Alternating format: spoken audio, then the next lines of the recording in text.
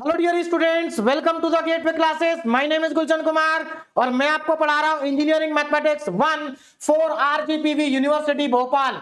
Engineering mathematics 1 में आज हम स्टार्ट करेंगे unit number 1 calculus 1। According to RGPV university Bhopal, engineering mathematics 1 में यूनिट नंबर 1 है कैलकुलस 1 और ये हमारा कैलकुलस 1 का कंप्लीट सिलेबस है। कैलकुलस 1 के सभी टॉपिक डिफरेंशिएशन के हैं, तो कैलकुलस 1 में हम डिफरेंशिएशन पढ़ेंगे। कैलकुलस 1 का पहला टॉपिक है रोल्स थ्योरम, दूसरा टॉपिक है mean value theorem. University exam में इन दोनों टॉपिक से एक 7 मार्क्स का क्वेश्चन हर बार पूछा जाता है, तो दोनों टॉपिक इंपॉर्टेंट है और आपको अच्छे से पढ़ने हैं क्योंकि यहां से 7 मार्क्स का क्वेश्चन आता है और दोनों के दोनों टॉपिक बहुत ज्यादा आसान है। मीन वैल्यू थ्योरम्स के अंदर हम दो थ्योरम पढ़ेंगे, लैग्रांजे मीन वैल्यू थ्योरम और कॉची मीन वैल्यू थ्योरम।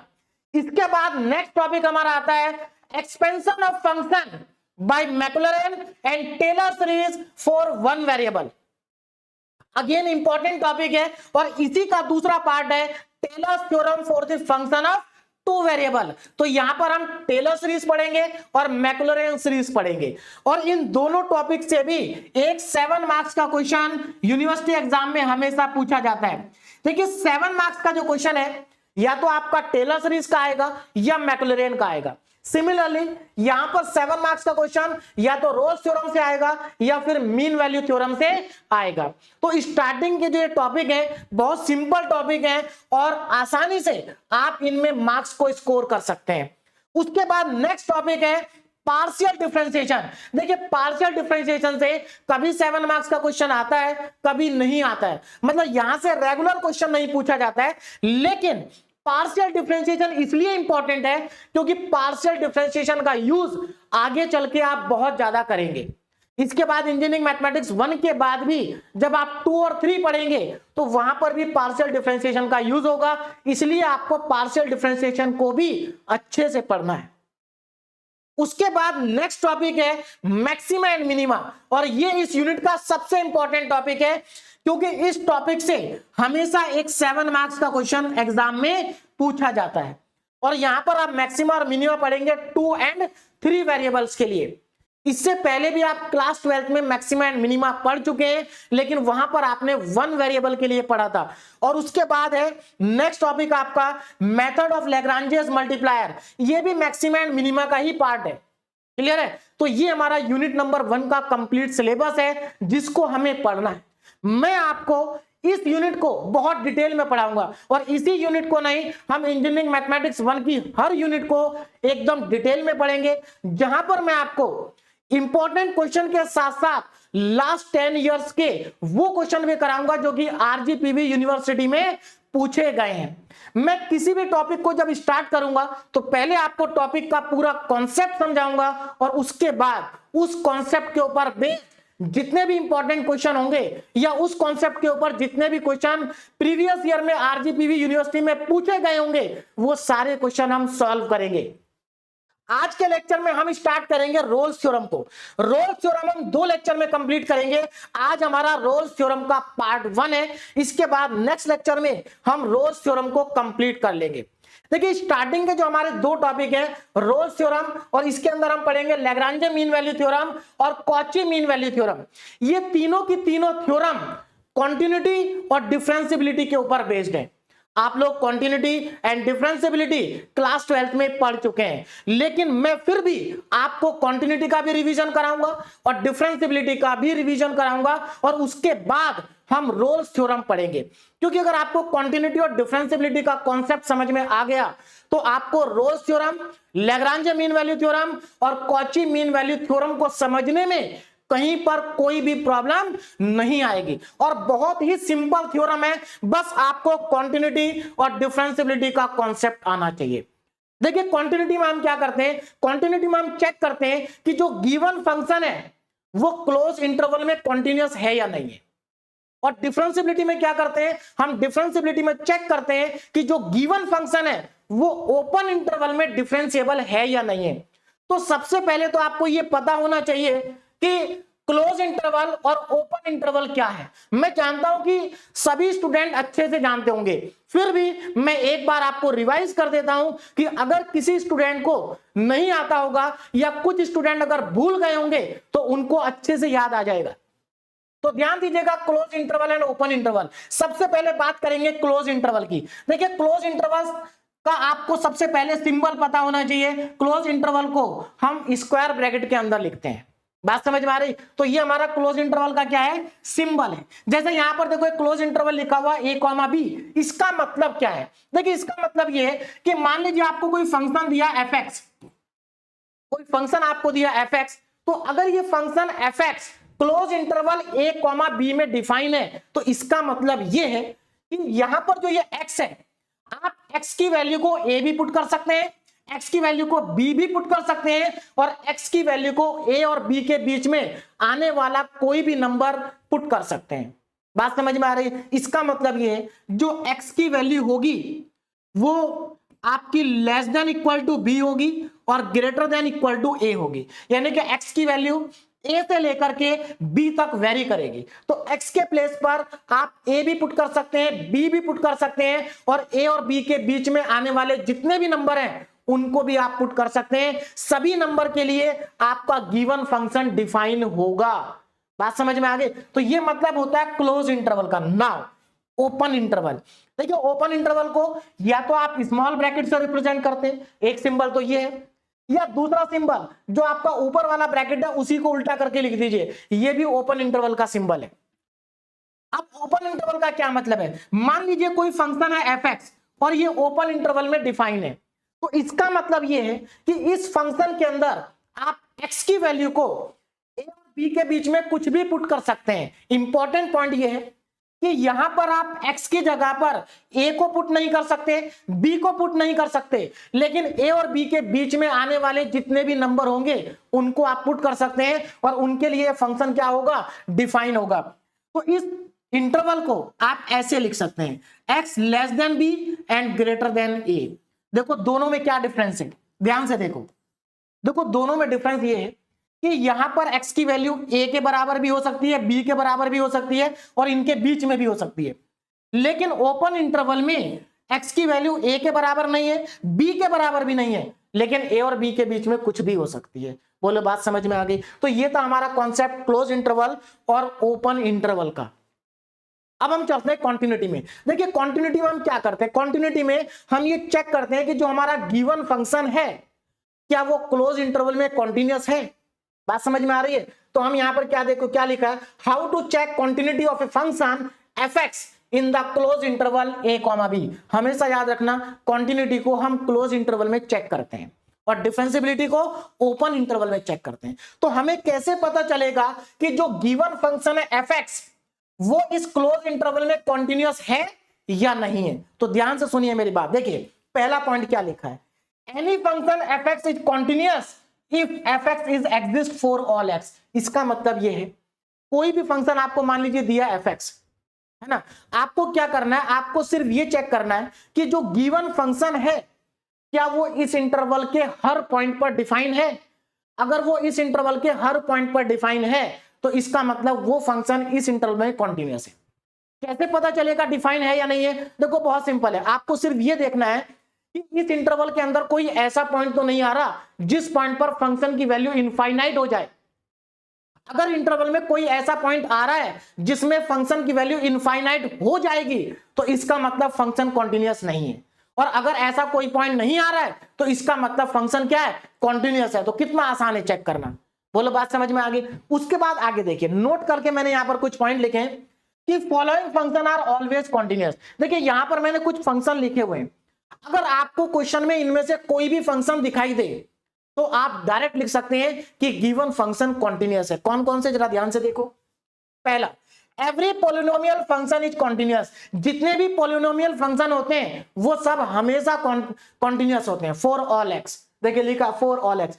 अब यहां पर पता प्रॉब्लम क्या है, बहुत सारे स्टूडेंट ये भूल जाते हैं कि पॉलिनोमियल फंक्शन क्या होता है, मतलब पॉलिनोमियल को भूल जाते हैं कि पॉलिनोमियल की कंडीशन क्या थी। तो मैं आपको यहां पर एक चीज क्लियर कर दूं, जो पॉलिनोमियल्स होती हैं, पॉलिनोमियल्स में हमेशा वेरिएबल की पावर होल नंबर होती है। क्या होती है? Whole number.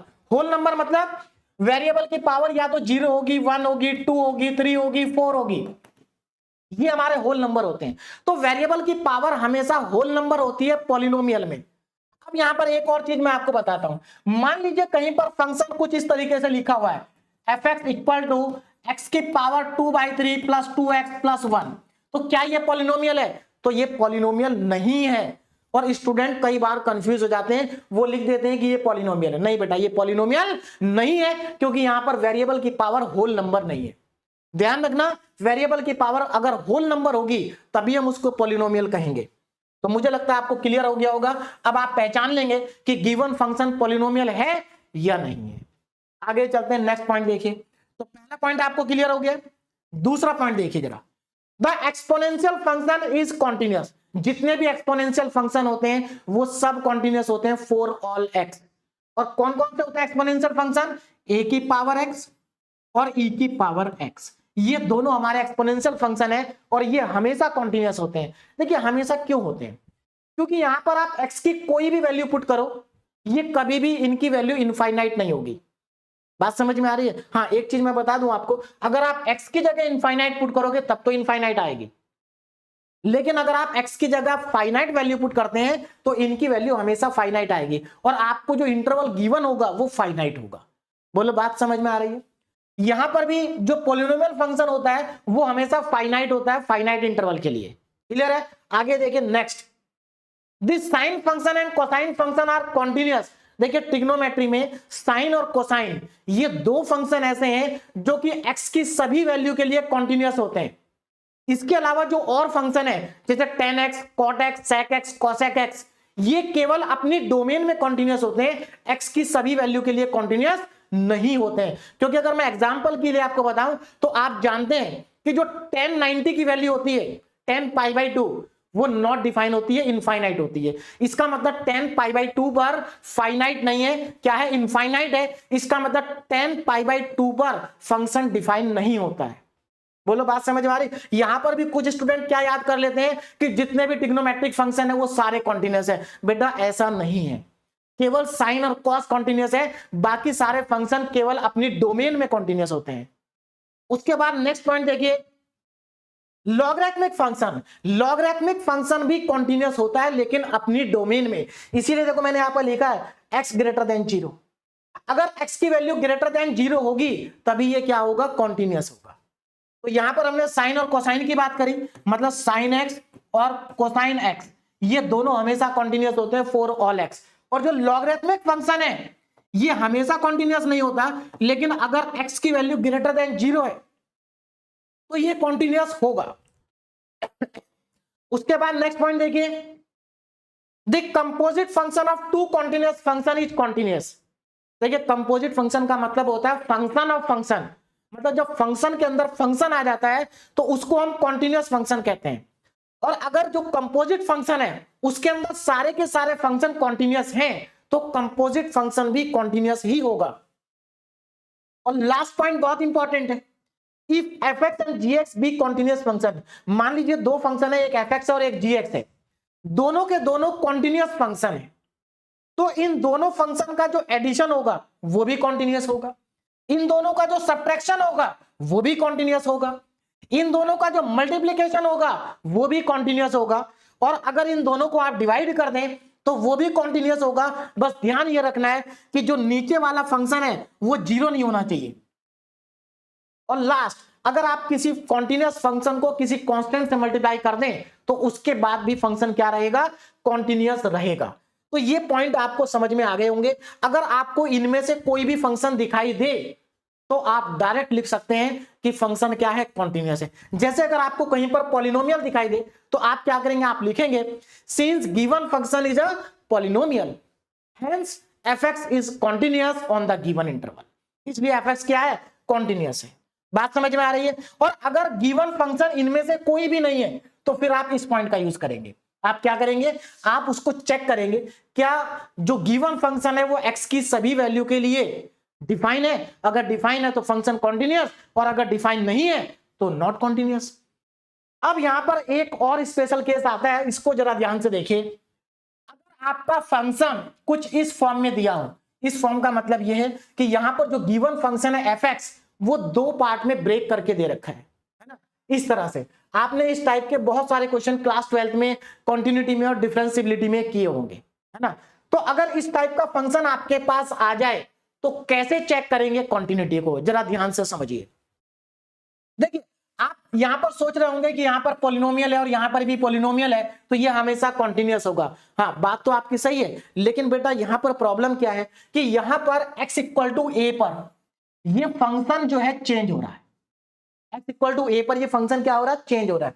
तो ये जो फंक्शन है ये हर जगह पर कॉन्टिन्यूअस होगा, बस हमें चेक करना पड़ेगा ए पर।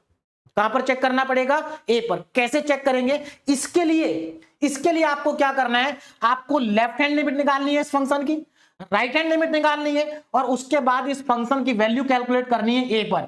ये तीन चीजें आप कैलकुलेट करेंगे और इन तीनों चीजों को कैलकुलेट करने के बाद आप ये चेक करेंगे क्या ये तीनों बराबर हैं। अगर ये तीनों बराबर हुई तो आपका गिवन फंक्शन कॉन्टिन्यूअस होगा और अगर बराबर नहीं हुई तो आपका गिवन फंक्शन कॉन्टिन्यूअस नहीं होगा।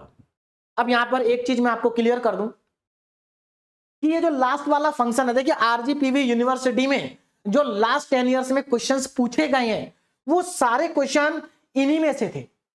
बात समझ में आ रही है, मतलब इन्हीं में से कोई ना कोई फंक्शन था।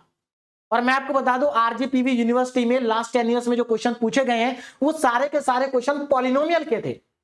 लेकिन क्योंकि हमारे सिलेबस में रोल्स थ्योरम पूरा है, ऐसा नहीं कि कुछ ही पार्ट है उसका, ऐसा नहीं कहीं पर मेंशन है कि आपको रोल्स थ्योरम केवल पॉलिनोमियल के लिए पढ़नी है। तो इसलिए आ तो कोई भी क्वेश्चन सकता है, कोई भी क्वेश्चन आ सकता है। वो बात अलग है कि लास्ट 10 इयर्स में ऐसा कोई क्वेश्चन पूछा नहीं गया है, लेकिन मैं आपको सब कुछ कराऊंगा क्योंकि क्वेश्चन एग्जाम में कहीं से भी आ सकता है। तो मैं आपको इस तरीके से पढ़ाऊंगा कि पेपर कितना भी टफ आ जाए, कैसा भी पेपर आ जाए, आप उस पेपर को सॉल्व कर लेंगे क्योंकि हम कंप्लीट करेंगे सिलेबस 100%। तो अगर इस तरह का फंक्शन आपको दे दिया जाए तो आपको लेफ्ट हैंड लिमिट निकालनी है, राइट हैंड लिमिट निकालनी है और फंक्शन की वैल्यू निकालनी है। और मैं आपको बता दूं left hand right hand limit को कैलकुलेट करना बहुत ज्यादा आसान है। देखो कैसे, ये रहा हमारा फॉर्मूला। लेफ्ट हैंड लिमिट का फॉर्मूला देखिए, limit x tends to a minus. देखिए a माइनस का मतलब है कि ये लेफ्ट हैंड लिमिट है, लेफ्ट हैंड लिमिट में माइनस लगाते हैं और राइट हैंड लिमिट में प्लस लगाते हैं। तो लेफ्ट हैंड लिमिट किसकी निकालनी है हमें, fx की। तो इसका फॉर्मूला देखो क्या होता है, लिमिट h टेंड्स टू 0 और x की जगह पर a माइनस h आ जाएगा। देखिए लेफ्ट हैंड में a माइनस h आता है और राइट हैंड में a प्लस h आता है। बस आपको ये फॉर्मूले याद रखने हैं और इन फॉर्मूलों को अप्लाई करके आप लेफ्ट और राइट हैंड लिमिट को कैलकुलेट कर सकते हैं। आपको कुछ करना नहीं होता, सिर्फ आपको x के प्लेस पर a माइनस h पुट करना होता है फंक्शन में और यहां पर x के प्लेस पर a प्लस h पुट करना होता है गिवन फंक्शन में। जब मैं आपको क्वेश्चन कराऊंगा तो आपको सब कुछ बहुत आसानी से समझ में आएगा। तो ये था हमारा कॉन्टिन्यूटी, है ना। तो कॉन्टिन्यूटी आपको समझ में आ गई होगी। तीन चीजें यहां पर बस आपको ध्यान रखनी है कि अगर इनमें से कोई फंक्शन है तो आपको डायरेक्ट लिख देना है और अगर इनमें से कोई फंक्शन नहीं है तो आपको चेक करना पड़ेगा, पहला पॉइंट, है ना। और अगर आपका फंक्शन इस फॉर्म में गिवन है तो आपको left hand limit, right hand limit और फंक्शन की वैल्यू को कैलकुलेट करना पड़ेगा। अब चलते हैं हम डिफरेंशियबिलिटी पे। Now differentiability, how to check differentiability of a function fx in open interval. Differentiability को हमेशा ओपन इंटरवल में चेक करेंगे। कैसे चेक करेंगे, अब जरा ध्यान दीजिएगा। देखिए पहला point, fx is differentiable if f dash x exist for all x। देखो इसका मतलब ये है आपको जो भी फंक्शन गिवन होगा आप उस फंक्शन को पहले एक बार डिफरेंशिएट करेंगे। डिफरेंशिएट करने के बाद आपको जो कुछ भी मिलेगा आप उसमें इस ओपन इंटरवल की वैल्यू को पुट करेंगे। मतलब पुट करेंगे नहीं, सिर्फ आप देखेंगे क्या जो आपका f डैश x आया है, जो फंक्शन एक बार डिफरेंशिएट करने के बाद आया है, क्या वो फंक्शन इस इंटरवल में डिफाइन है। इस इंटरवल के अंदर कोई ऐसा पॉइंट तो नहीं है जिसपे फंक्शन की वैल्यू मतलब f डैश x की वैल्यू इनफाइनाइट हो जाए। अगर कोई ऐसा पॉइंट है कि f डैश x की वैल्यू इनफाइनाइट हो रही है तो इसका मतलब फंक्शन डिफरेंशिएबल नहीं है। और अगर f डैश x की वैल्यू फाइनाइट है इस इंटरवल में तो इसका मतलब यह हुआ कि आपका फंक्शन डिफरेंशिएबल है। देखिए एक चीज मैं आपको यहां पर और क्लियर कर दूं, यहां पर मैंने ये जितने भी फंक्शन लिखे हैं ये कॉन्टिन्यूअस के साथ साथ सारे फंक्शन डिफरेंशिएबल भी हैं। लेकिन डिफरेंशियबिलिटी के लिए हम डायरेक्ट नहीं लिखेंगे, हम डिफरेंशियबिलिटी के लिए फंक्शन को पहले एक बार डिफरेंशिएट करेंगे और फिर चेक करेंगे क्या फंक्शन की वैल्यू एफ डैश एक्स की वैल्यू फाइनाइट है या नहीं है। बोलो बात समझ में आ गई। चल उसके बाद अगर आपका फंक्शन अगेन स्प्लिट फॉर्म में दिया है तो कैसे पता चलेगा कि फंक्शन डिफरेंशिएबल है या नहीं है। तो यहां पर भी आपको क्या करना होगा, इन दोनों पॉइंट पर फंक्शन की डिफरेंशिएबिलिटी को चेक करना पड़ेगा। और फंक्शन की डिफरेंशिएबिलिटी को चेक करने के लिए आपको लेफ्ट हैंड डेरिवेटिव और राइट हैंड डेरिवेटिव को कैलकुलेट करना होगा x इक्वल टू a पर। और ऐसा आप कर चुके क्लास 12 में जब आपने डिफरेंशिएबिलिटी पढ़ा होगा। तो आप लेफ्ट हैंड डेरिवेटिव और राइट हैंड डेरिवेटिव को कैलकुलेट करेंगे और अगर left hand derivative right hand derivative दोनों बराबर आ गए तो आप कहेंगे कि आपका जो गिवन फंक्शन है वो डिफरेंशिएबल है।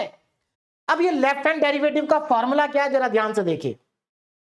Left hand derivative at x equal to a, formula क्या होगा, देखिए ये l मतलब left hand derivative f dash a पर निकालना है।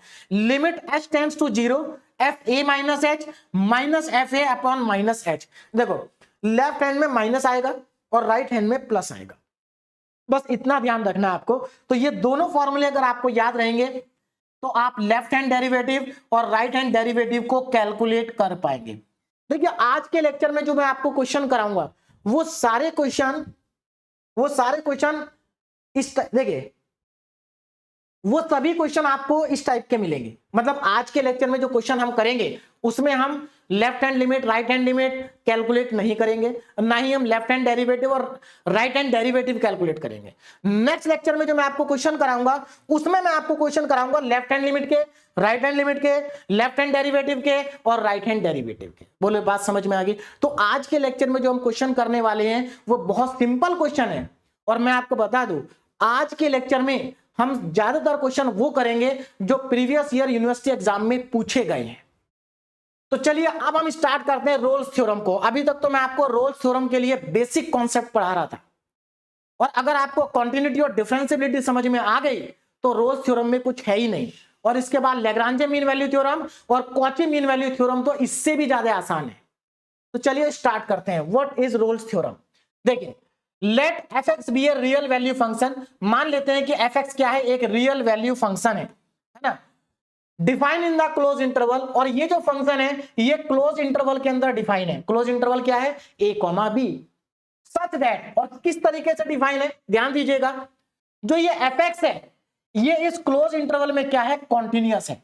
बात समझ में आ रही। देखिए रोल्स थ्योरम की आपको तीन कंडीशन ध्यान रखनी है कि जो गिवन फंक्शन है वो क्लोज इंटरवल, ये कौन सा इंटरवल है, क्लोज इंटरवल में कॉन्टिन्यूअस होना चाहिए, ओपन इंटरवल में डिफरेंशिएबल होना चाहिए और फंक्शन की जो वैल्यू है ए पर और बी पर वो सेम होनी चाहिए।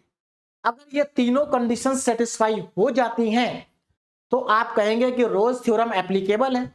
और अगर रोल्स थ्योरम एप्लीकेबल होगी देन देयर एग्जिस्ट, तो वहां पर कम से कम एटलीस्ट वन रियल नंबर, कम से कम एक रियल नंबर एग्जिस्ट करेगा जो कि ए और बी के बीच में होगा, such that F dash C equal to में 0। बोलो बात समझ में आ रही। देखो कहने का मतलब यह है कि आपका जो गिवन फंक्शन है एफ एक्स, अगर वो क्लोज इंटरवल में कॉन्टिन्यूअस है, ओपन इंटरवल में डिफरेंशिएबल है और उस फंक्शन की वैल्यू ए और बी पर बराबर है तो हम कहेंगे कि रोल्स थ्योरम क्या है, एप्लीकेबल है। और अगर रोल्स थ्योरम एप्लीकेबल होगी तो वहां पर कम से कम एक रियल नंबर सी एग्जिस्ट करेगा जो कि ए और बी के बीच में होगा। कम से कम एक का मतलब यह है कि एक से ज्यादा भी हो सकता है, सच दैट। और एफ डैश सी की वैल्यू क्या होगी, 0 होगी। बोले बात समझ में आ गई। तो ये है हमारी रोल्स थ्योरम ना। अब इस रोल्स थ्योरम का ज्योमेट्रिकल इंटरप्रिटेशन समझ लेते हैं। मतलब हम इस रोल्स थ्योरम को थोड़ा सा ग्राफिकली समझ लेते हैं। ध्यान दीजिएगा जरा। देखिए मैंने यहां पर एक्स एक्सिस और वाई एक्सिस को ले लिया। देखिए ये रोल्स थ्योरम में क्या कह रही कि एफ एक्स जो है एक रियल वैल्यू फंक्शन है जो कि ए और बी में डिफाइन है। तो हमने यहां पर मान लीजिए मैंने ए को यहां पर ले लिया और बी को मैंने यहां पर ले लिया, ये मेरा ए और ये बी, तो यहां से यहां तक मेरा ए बी इंटरवल हो गया। तो रोल्स थ्योरम क्या कह रही है कि जो एफ एक्स फंक्शन है वो ए और बी के बीच में डिफाइन है। किसके बीच में डिफाइन है, ए और बी के बीच में डिफाइन है। ये लीजिए हमारा जो फंक्शन है वो ए और बी के बीच में क्या है, डिफाइन है। तो ये रहा ए और बी, हमारा फंक्शन ए और बी के बीच में क्या है, डिफाइन है। सच दैट किस तरीके से डिफाइन है जरा समझिए। एफ एक्स इज कॉन्टिन्यूअस, ये इस फंक्शन में, इस इंटरवल में क्या है, कॉन्टिन्यूअस है। देखिए ग्राफिकली ना, मैं आपको बताऊं, ग्राफिकली आप फंक्शन के ग्राफ को देखकर बता सकते हैं कि वो फंक्शन कॉन्टिन्यूअस है या नहीं है, डिफरेंशिएबल है या नहीं है। जो कॉन्टिन्यूअस फंक्शन का ग्राफ होता है ना, वो ग्राफ हमेशा कॉन्टिन्यूअस होता है। मतलब आप कॉन्टिन्यूअस फंक्शन के ग्राफ को बिना पेन को उठाए ड्रॉ कर सकते हैं। तो जरा ध्यान से देखो, क्या ये फंक्शन यहां से यहां तक कॉन्टिन्यूअस है? बिल्कुल कॉन्टिन्यूअस है, क्योंकि इसको मैं बिना पेन को उठाए एक बार में ड्रॉ कर सकता हूं। तो इसका मतलब ग्राफिकली आपको समझ में आ रहा है कि ये फंक्शन क्या है, कॉन्टिन्यूअस है ना। ग्राफिकली कैसे पता चलेगा कि हमारा फंक्शन डिफरेंशिएबल है या नहीं है? तो देखो एक चीज मैं आपको बता दूं, जो फंक्शन कॉन्टिन्यूअस होता है, जो फंक्शन कॉन्टिन्यूअस होता है वो आपका डिफरेंशिएबल हो भी सकता है और नहीं भी। समझिए बात को कैसे। अगर आपका जो फंक्शन है अगर वो कॉन्टिन्यूअस है, पहली बात तो कॉन्टिन्यूअस तो होना ही चाहिए, अगर कॉन्टिन्यूअस नहीं है तो डिफरेंशिएबल कभी नहीं होगा।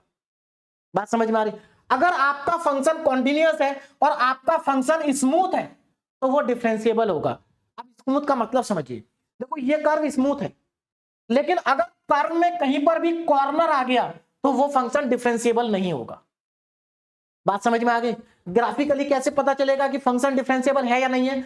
अगर फंक्शन का ग्राफ स्मूथ है तो डिफरेंशिएबल होगा, अगर फंक्शन के ग्राफ में इस तरह से कोना आ गया, कॉर्नर आ गया, तो वो डिफरेंशिएबल नहीं होगा। बोलो बात समझ में आ रही है? तो जरा इस ग्राफ को देख के बताओ, क्या ये फंक्शन, ये ग्राफ जिस फंक्शन का भी है, मान लेते हैं एफ एक्स का है, तो क्या ये ग्राफ, क्या ये फंक्शन डिफरेंशिएबल होगा? तो बिल्कुल ये डिफरेंशिएबल होगा, क्योंकि इसके अंदर कोई कॉर्नर नहीं है और ये फंक्शन कॉन्टिन्यूअस है, तो ये क्या होगा, डिफरेंशिएबल भी होगा। बात समझ में आ रही है?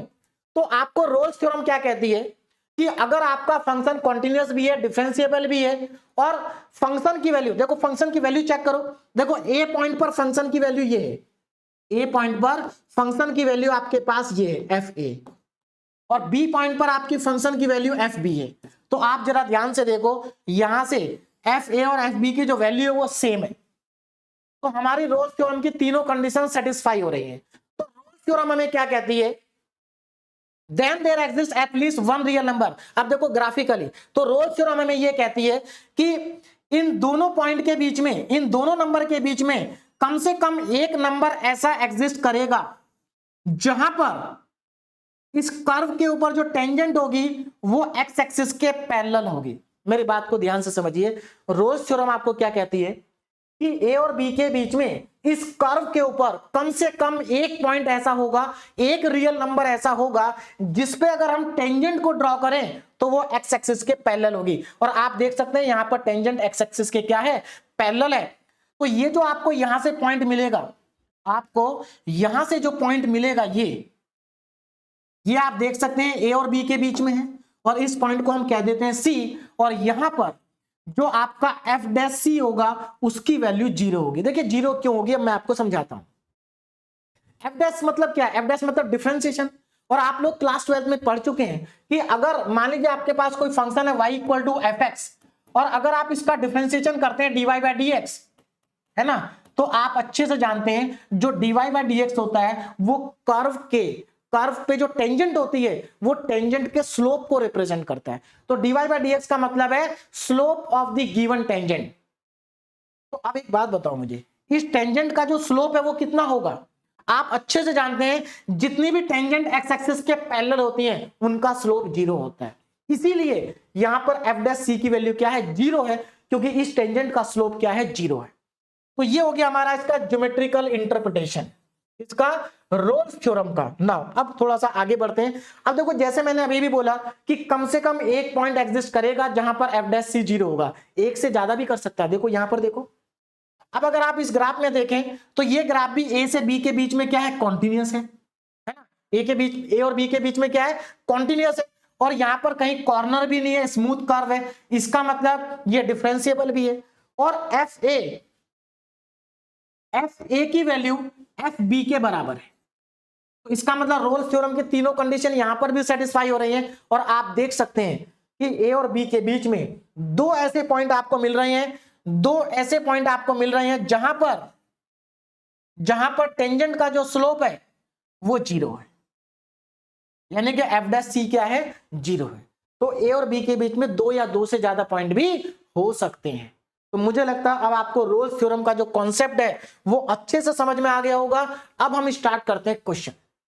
देखिए पहला क्वेश्चन हमारे पास आ गया, state Rolle's theorem hence verify for fx equal to X square plus 2x define in the interval.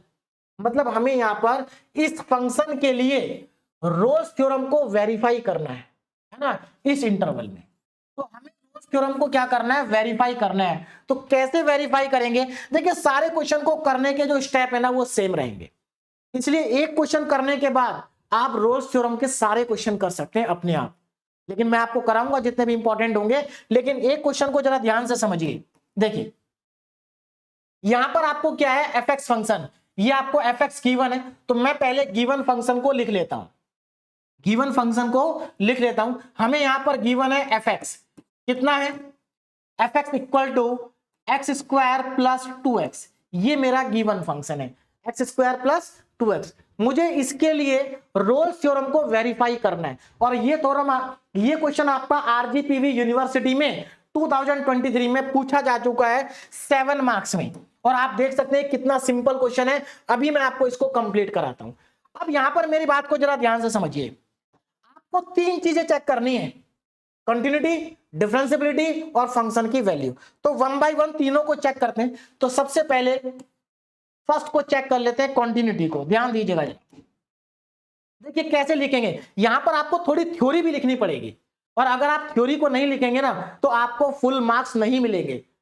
Rolle's theorem के क्वेश्चन को कैसे करना है ध्यान से समझिए, और आप इसी तरीके से एग्जाम में करेंगे तो आपको फुल मार्क्स मिलेंगे। देखिए क्या करेंगे, सबसे पहले इस फंक्शन को ध्यान से देखो, क्या ये पॉलिनोमियल है, हाँ बिल्कुल ये पॉलिनोमियल है, क्योंकि यहां पर वेरिएबल की पावर होल नंबर है। तो हम यहां पर कैसे लिखेंगे, देखिए आप इस तरह से लिखेंगे, since fx is a polynomial function, since fx is a polynomial function, क्योंकि हमारा जो fx है वो क्या है, एक पॉलिनोमियल फंक्शन है। कैसा फंक्शन है, पॉलिनोमियल फंक्शन है। तो दिस इंप्लाइज दैट, इसका मतलब ये हुआ, दिस इंप्लाइज, इसका मतलब जो fx है, fx इज कॉन्टिन्यूअस, जो fx होगा हमारा वो क्या होगा, कॉन्टिन्यूअस होगा on, fx is continuous on close interval, on close interval -2,0। और आप देखो ध्यान से देखें, अगर आप इसको डायरेक्ट भी चेक करें तो आप चेक कर सकते हैं कि -2,0 के बीच में किसी भी नंबर को आप इसमें पुट करो, इसकी वैल्यू कभी भी इनफाइनाइट नहीं आएगी। इसका मतलब ये फंक्शन कैसा है, कॉन्टिन्यूअस है। तो पहला पॉइंट हमारा चेक हो गया। अब हम चलते हैं दूसरे पॉइंट पर। Now point number 2, point number 2 में हमें डिफरेंशियबिलिटी चेक करनी है। क्या चेक करनी है, डिफरेंशियबिलिटी। देखो कैसे चेक करेंगे, डिफरेंशियबिलिटी को चेक करने के लिए पहले आप गिवन फंक्शन को एक बार डिफरेंशिएट कर लीजिए, तो कितना आ जाएगा, 2x + 2 आ जाएगा। अब यहां पर जरा ध्यान से देखो, ध्यान से देखो, ये जो 2x + 2 है, अगर आप इसमें -2 और 0 के बीच में कोई भी वैल्यू पुट करेंगे तो क्या कभी भी इसकी वैल्यू इनफाइनाइट आएगी, नहीं आएगी। तो आप क्या लिखेंगे, since f dash x exist, since f dash x exist for all, देखिए for all का सिंबल है, आप इसकी जगह पर चाहे तो ऐसे लिख सकते हैं for all, और अगर समय बचाना चाहते हैं तो ऐसे बना सकते हैं सिंबल for all का। तो since f dash x exists for all x belongs to -2,0, यहां पर ओपन इंटरवल लिखना है ना, क्योंकि डिफरेंशियबिलिटी की बात कर रहे हैं। अब देखो ध्यान दीजिएगा, ये जो फंक्शन आपके पास आया है ये x की सभी वैल्यू के लिए डिफाइन है, चाहे आप x की कोई भी वैल्यू पुट करें -2 और 0 के बीच में, इसकी वैल्यू कभी भी इनफाइनाइट नहीं आएगी। और अगर ऐसा है तो दिस इंप्लाइज दैट, इसका मतलब ये हुआ कि जो हमारा गिवन फंक्शन है fx इज डिफरेंशिएबल, जो हमारा गिवन फंक्शन है वो डिफरेंशिएबल होगा।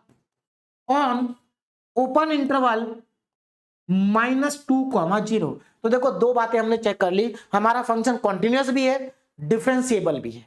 बोलो बात समझ में आ रही ना, कॉन्टिन्यूअस भी है, डिफरेंशिएबल भी है। एक पॉइंट मैं आपको और क्लियर कर दूं, देखो अगर आप इसको और आसान बनाना चाहते हैं तो एक तरीका और भी है, क्या है, क्योंकि आपने यहां पर लिख दिया कि आपका जो गिवन फंक्शन है वो पॉलिनोमियल है, तो मैं आपको बता दूं every polynomial is continuous as well as differentiable for all X. Polynomial हमेशा कॉन्टिन्यूअस भी होती है, डिफरेंशिएबल भी होती है फॉर ऑल एक्स। लेकिन मैं आपको सारे क्वेश्चन एक ही तरीके से कराऊंगा, है ना, क्योंकि हमें फंक्शन का डिफरेंशिएशन करना ही पड़ेगा। तो जब फंक्शन का डिफरेंशिएशन करना ही है तो हम क्यों ना डिफरेंशिएशन करके ही चेक कर ले। बात समझ में आ रही है, बाकी आपकी चॉइस है, मैं सारे क्वेश्चन इसी तरीके से करूंगा, है ना। अब आगे बढ़ते हैं ना, तीसरे पॉइंट पर चलते हैं। तीसरा पॉइंट में हमें क्या चेक करना है, तीसरे पॉइंट में हमें फंक्शन की वैल्यू को कैलकुलेट करना है, एक बार -2 पर और एक बार 0 पर। क्यों, क्योंकि हम फंक्शन की वैल्यू ए और बी पर चेक करेंगे। तो यहां पर देखो ये जो इंटरवल आपको दिया होता है ना, इसमें जो पहली वाली वैल्यू होती है वो ए की होती है और दूसरी वाली वैल्यू बी की होती है। तो यहां पर ए की वैल्यू -2 और बी की वैल्यू कितनी है, 0 है। तो आ जाते हैं यहां पर, तो सबसे पहले मैं यहां पर कैलकुलेट करूंगा एफ ए। एफ ए का मतलब है एफ -2, -2। तो कहां पर पुट करेंगे, इस गिवन फंक्शन में एक्स की जगह पर -2 को पुट करेंगे। तो पुट करिए, -2 की पावर 2 हो जाएगी यहां पर, और प्लस 2 इंटू -2, 2 इंटू -2 कितना आएगा, जरा ध्यान से देखो, ये आपका आ जाएगा 4 प्लस का 4 और ये आएगा माइनस का 4। इसका मतलब f -2 आपके पास 0 आ गया। कितना आ गया, 0। तो ध्यान दीजिएगा यहां पर f -2 की वैल्यू आपके पास आ जाती है 0। बोलो बात समझ में आ गई, आगे बढ़ते हैं ना। अब आपको फंक्शन की वैल्यू कैलकुलेट करनी है 0 पर, पुट करिए यहां पर x की जगह 0 पुट करिए, तो देखो क्या आएगा, एक्स स्क्वायर मतलब 0 का स्क्वायर प्लस 2 इंटू 0। और आप सब जानते हैं ये वैल्यू किसके बराबर है, ये वैल्यू आपकी 0 के बराबर है। इसका मतलब ये हुआ, दिस इंप्लाइज दैट आपके पास जो f -2 है और f0 है दोनों बराबर हैं, क्योंकि दोनों की वैल्यू 0 आ रही है। बोले बात समझ में आ गई, देखो हमारी तीनों कंडीशन सेटिस्फाई हो गई, तीनों कंडीशन क्या हो गई, सेटिस्फाई हो गई। तो अब आप यहां पर क्या लिखेंगे, अब आप लिखेंगे दस all the conditions of Rolle's theorem, all the condition of Rolle's theorem are satisfied, thus all the condition of Rolle's theorem are satisfied, so there exist at least one real number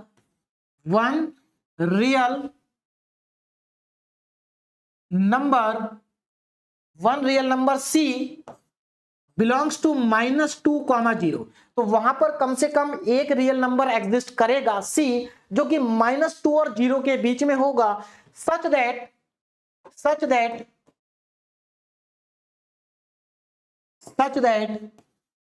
अब मैं यहां पर next slide पे चलता हूं, such that f dash C equal to में 0, such that f dash C equal to में 0। अब जरा मेरी बात को ध्यान से समझिए, f डैश C का मतलब क्या है, देखो ये आपके पास f डैश x है, ये क्या आपके पास f डैश x है। इस f डैश x में x की जगह पर C पुट करेंगे, क्या पुट करेंगे, C। तो जब आप यहां पर C पुट करेंगे तो 2C + 2 आएगा, और इसका मतलब 2C + 2 की वैल्यू क्या है, 0 है। बोलो बात समझ में आ रही, तो f डैश C, और f डैश C की वैल्यू कितनी होगी, 2C + 2, 2C + 2 इक्वल टू में 0। अब यहां से C की वैल्यू कैलकुलेट करिए, तो 2C इक्वल टू -2, इसका मतलब C की वैल्यू कितनी आ गई, -1 आ गई। अब जरा चेक करो, क्या -1 -2 और 0 के बीच में आता है, बिल्कुल आता है भाई। -2 के बाद -1 आएगा, तो इसका मतलब -1 -2 जीरो के बीच में आता है, तो इसका मतलब ये हुआ कि -1 -2 जीरो के बीच में बिलोंग कर रहा है। क्या कर रहा है? बिलोंग कर रहा है, आप देख सकते हैं। हेंस, अब आप लास्ट में लिख देंगे hence Rolle's theorem, hence Rolle's theorem is verified. Rolle's theorem क्या हो गई? वेरीफाइड हो गई। Hence Rolle's theorem is verified. तो यहां से हमारी जो रोल्स थ्योरम है वो वेरीफाई हो चुकी है। तो देखो आपको क्या करना, ध्यान से समझिए, आपको कुछ नहीं करना, बहुत सिंपल है। सबसे पहले आपको जो गिवन फंक्शन है ना, उसको लिखना है। उसके बाद आपको चेक करना है कि ये जो गिवन फंक्शन है क्या ये रोल्स थ्योरम की तीनों कंडीशन को सेटिस्फाई करता है। तो सबसे पहले आप कॉन्टिन्यूटी को चेक करेंगे, है ना, उसके बाद आप डिफरेंशियबिलिटी को चेक करेंगे, उसके बाद आप फंक्शन की वैल्यू कैलकुलेट करेंगे, एक बार -2 पर, एक बार 0 पर, और देखेंगे दोनों बराबर हैं क्या। दोनों बराबर अगर हैं तो इसका मतलब रोल्स थ्योरम की हमारी सारी कंडीशंस क्या हो गई? सेटिस्फाई हो गई।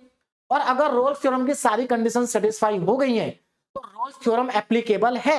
और अगर रोल्स थ्योरम एप्लीकेबल है तो वहां पर कम से कम एक रियल नंबर एग्जिस्ट करेगा जो कि -2 और 0 के बीच में आएगा, such that F dash C equal to 0। और उसके बाद आपका जो ये वाली इक्वेशन होगी F dash X equal to 2c+2 में, इसमें आप x की जगह पर c पुट कर देंगे और इसको इक्वल कर देंगे 0 के। तो यहां से आपको c की वैल्यू मिलेगी। और ध्यान रखना, ये जो c की वैल्यू आएगी ये आपको चेक करना है कि इस इंटरवल के बीच में है या नहीं है। देखिए अगर एक ही वैल्यू आएगी तो 100% इंटरवल के बीच में ही आएगी, और अगर नहीं आई तो इसका मतलब आपने गलत किया है। अगर 2 या 3 वैल्यू आएंगे तो उसमें हो सकता है कि 2-3 वैल्यू में से कोई वैल्यू ऐसी हो जो कि इस इंटरवल के बीच में ना हो, तो उसको आप छोड़ देंगे। जो वैल्यू इंटरवल के बीच में होगी वही आपका क्या रहेगा? आंसर रहेगा। बोलो बात समझ में आ रही है? तो हमारा पहला क्वेश्चन कंप्लीट हुआ। अब आगे के जितने भी क्वेश्चन हैं सब इसी के जैसे हैं। अगर आपको ये समझ में आ गया तो आगे के सारे क्वेश्चन भी समझ में आ जाएंगे। मैं यहां पर एक चीज और क्लियर कर दूं, बहुत सारे स्टूडेंट क्या करते हैं ना, बहुत सारे स्टूडेंट यहां पर ऐसा करेंगे, वो केवल फंक्शन की वैल्यू निकालेंगे -2 पर और 0 पर, और अगर वो दोनों वैल्यू बराबर आ गई तो उसके बाद लिख देंगे कि रोल्स थ्योरम एप्लीकेबल है। और अगर रोल्स थ्योरम एप्लीकेबल है तो F dash C equal to 0 है, यहां से सी की वैल्यू निकाल देंगे और कह देंगे कि रोल्स थ्योरम क्या होगी? वेरीफाई होगी। गलत है। क्या है? गलत है। क्यों गलत है? इसलिए गलत है क्योंकि अगर फंक्शन की वैल्यू बराबर आ जाती है तो इस बात की कोई गारंटी नहीं है कि रोल्स थ्योरम एप्लीकेबल होगी। मैं आगे चल के आपको ऐसे क्वेश्चन कराऊंगा जहां पर ये दोनों वैल्यू बराबर होंगी लेकिन रोल्स थ्योरम एप्लीकेबल नहीं होगी। तो बहुत सारे स्टूडेंट ऐसा करते हैं और फिर कहते हैं सर हमारा तो क्वेश्चन सही था और हमें नंबर नहीं मिले। भाई नंबर कहां से मिलेंगे? आपने सही कहां किया? आपको कॉन्टिन्यूटी सबसे पहले चेक करनी है, फिर आपको डिफरेंशियबिलिटी चेक करनी है, उसके बाद आपको ये चेक करना है। तो प्रॉपर तरीके से अगर आप क्वेश्चन सॉल्व करेंगे तो आपको फुल मार्क्स मिलेंगे, नहीं तो नहीं मिलेंगे ना। क्वेश्चन नंबर 2 पर आ जाते हैं। तो अगर आपको पहला क्वेश्चन समझ में आ गया तो आप वीडियो को पॉज करके इस क्वेश्चन को अपने आप सॉल्व करें। तो जल्दी से मैं आपको यहां पर थोड़ा सा समय देता हूं, वीडियो को पॉज करो, क्वेश्चन को सॉल्व करो, उसके बाद मैं स्टार्ट करता हूं। चलिए अब मैं स्टार्ट करता हूं, ध्यान दीजिएगा। देखिए आरजीपीवी यूनिवर्सिटी में जो क्वेश्चंस आते हैं ना वो सब इसी टाइप के आते हैं, सारे एक जैसे क्वेश्चन आते हैं पॉलिनोमियल के, है ना। तो स्टार्ट करते हैं इसको। ये क्वेश्चन भी आपका आरजीपीवी मई 2018 में आ चुका है, ध्यान देगा। वेरीफाई रोल्स थ्योरम, आपको रोल्स थ्योरम को वेरीफाई करना है। फंक्शन आपको दे रखा है, इंटरवल आपके पास -4 से 2 तक है। तो सबसे पहले गिवन फंक्शन को लिख लेते हैं, F x is equal to x² plus 2x और -8, ये आपका गिवन फंक्शन है और इसमें आपको रोल्स थ्योरम को वेरीफाई कराना है। तो स्टार्ट करते हैं, ध्यान दीजिएगा। देखिए सबसे पहले आप क्या करेंगे, सबसे पहले आप चेक करेंगे कि गिवन फंक्शन कॉन्टिन्यूअस है या नहीं है क्लोज इंटरवल में। तो यहां पर आप लिखेंगे सिंस, देखो अगेन पॉलिनोमियल है, since F x is a polynomial function, same language लिखनी है सारे क्वेश्चन में। Since F x is a polynomial function F x क्या है, एक पॉलिनोमियल फंक्शन है, इसका मतलब ये हुआ कि जो एफ एक्स है वो कॉन्टिन्यूअस है। तो this implies that F x is continuous, F x is continuous on -4,2, इस इंटरवल में क्या है, कॉन्टिन्यूअस है। आगे बढ़ते हैं, अब आगे देखिए, अब हम चलते हैं डिफरेंशिएबिलिटी को चेक करते हैं, वो है ना डिफरेंशिएबिलिटी। तो इसके लिए आपको क्या करना पड़ेगा, इसके लिए आपको फंक्शन को पहले एक बार डिफरेंशिएट करना पड़ेगा। तो आपको मिलेगा एफ डैश एक्स, कितना आ रहा है, एक्स स्क्वायर का 2x और 2x का 2 आ गया, अगेन सेम फंक्शन आ गया। अब यहां पर आपको लिखना है सिंस, अब ध्यान से देखो, ये जो फंक्शन आपके पास आया है, क्या ये फंक्शन किसी भी पॉइंट पर इनफाइनाइट वैल्यू आपको देगा इस इंटरवल में, कभी नहीं देगा। इसका मतलब ये क्या है, एग्जिस्ट करेगा। तो since F dash x, since F dash X exist, since F dash X exist for all x belongs to the open interval, belongs to open interval -4,2, है ना, सीधी सी बात है, -4 और 2 के बीच में इसकी वैल्यू हमेशा फाइनाइट रहेगी। इसका मतलब ये फंक्शन एग्जिस्ट करेगा, और अगर ये एग्जिस्ट करेगा तो इसका मतलब ये है कि हमारा जो गिवन फंक्शन है एफ एक्स इज डिफरेंशिएबल। कैसा रहेगा, ये डिफरेंशिएबल रहेगा, is differentiable on -4,2। देखिए डिफरेंशिएबिलिटी हमेशा ओपन इंटरवल में चेक करनी है, कॉन्टिन्यूटी हमेशा क्लोज इंटरवल में चेक करनी है। इसके बाद नेक्स्ट पॉइंट क्या है, नेक्स्ट पॉइंट आपको फंक्शन की वैल्यू निकालनी है, एक बार -4 पे और एक बार 2 पर। तो थर्ड फंक्शन की वैल्यू को चेक करेंगे, ध्यान दीजिएगा, फंक्शन की वैल्यू -4 पे कितनी आएगी, पुट कर देंगे। फंक्शन में x की जगह -4 पुट करिए, तो -4 का स्क्वायर प्लस 2 इंटू -4 और -8, देखो कितना आ जाएगा। यहां पर अगर आप देखें तो -4 का स्क्वायर है जो कि 16 होगा, कितना होगा 16, है ना, और यहां पर -8 और ये भी -8, कहने का मतलब ये दोनों की वैल्यू 0 आ जाएगी। तो मैं यहां पर 0 लिख देता हूं डायरेक्ट, बोलो बात समझ में आ रही, देखो ये 16 और ये -8, तो 16 -8 कितना आ गया, 0 आ गया। उसके बाद आपको फंक्शन की वैल्यू को कैलकुलेट करना है 2 पर, तो 2 पर चेक करते हैं कितनी आएगी। देखो यहां पर x की जगह 2 रखेंगे तो 2 का स्क्वायर आएगा, उसके बाद प्लस 2 इंटू 2 आएगा और माइनस का 8, तो अगेन 0 आएगा। क्यों, क्योंकि देखो 4 ये हो गया, 4 ये हो गया, 4 + 4 8, 8 - 8 0। तो इसका मतलब ये हुआ कि फंक्शन की वैल्यू दोनों पॉइंट पर सेम है, दोनों पॉइंट पर क्या है, सेम है। तो this implies that f of -4 is equal to f of 2, दोनों क्या है, बराबर है। और अगर ये दोनों बराबर हैं तो अब हम कह सकते हैं thus all the conditions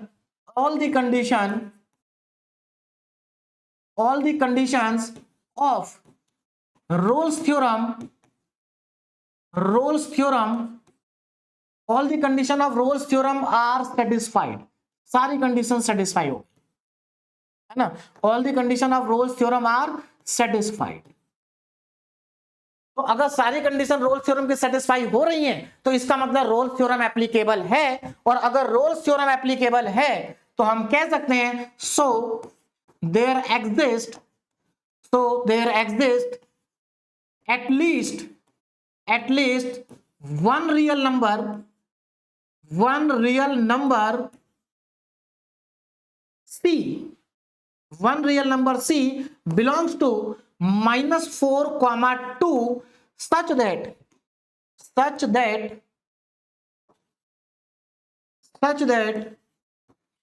f(c) equal to 0, और f(c) का मतलब है कि आपको यहां पर x की जगह पर c रख देना और इसको 0 के इक्वल कर देंगे, तो यह आ जाएगा 2c + 2 = 0, और यहां से c की वैल्यू आएगी -1, कितनी आएगी, -1। और जो -1 है, क्या -1 -4 और 2 के बीच में आएगा, बिल्कुल आएगा। तो -1 बिलोंग्स टू -4, 2, -4, 2। तो सी की वैल्यू -1 आ गई और हमारी जो वैल्यू आ रही है ये गिवन इंटरवल के बीच में बिलोंग करेगी। तो अब हम कह सकते हैं, क्या कह सकते हैं, hence Rolle's theorem is verified. तो hence Rolle's theorem is verified. तो आप देख सकते हैं कि आरजीपीवी यूनिवर्सिटी में 7 मार्क्स में कितना सिंपल क्वेश्चन आता है। तो रोल्स थ्योरम का बहुत सिंपल क्वेश्चन होते हैं, सारे क्वेश्चन ऐसे ही हैं, है ना।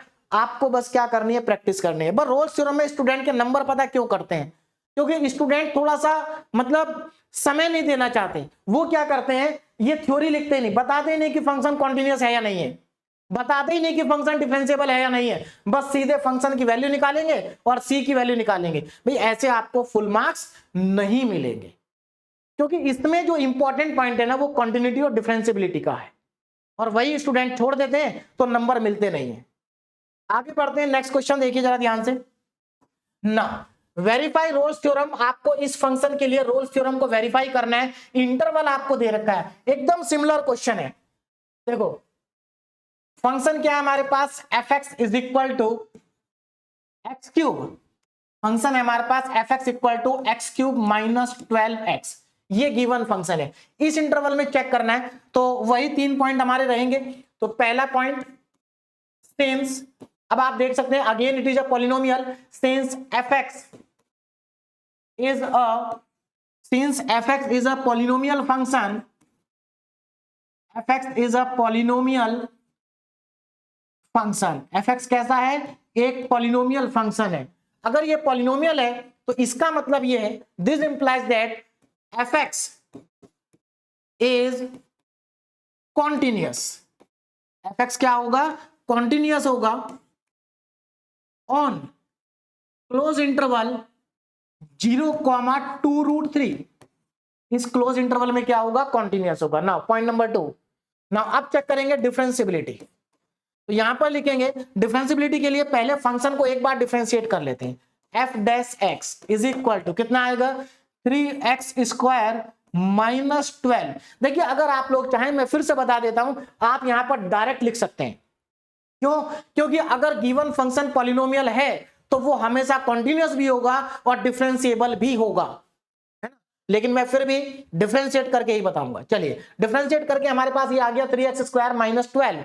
ना अब इसको जरा ध्यान से देखो, क्या ये फंक्शन 0 और 2√3 के बीच में किसी भी वैल्यू पर इनफाइनाइट वैल्यू देगा क्या, नहीं देगा, हमेशा फाइनाइट रहेगा। तो इसका मतलब ये हुआ since F dash X exist.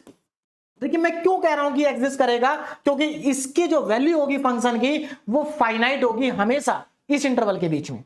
तो since F dash X exist for all X belongs to open interval 0,2√3, है ना।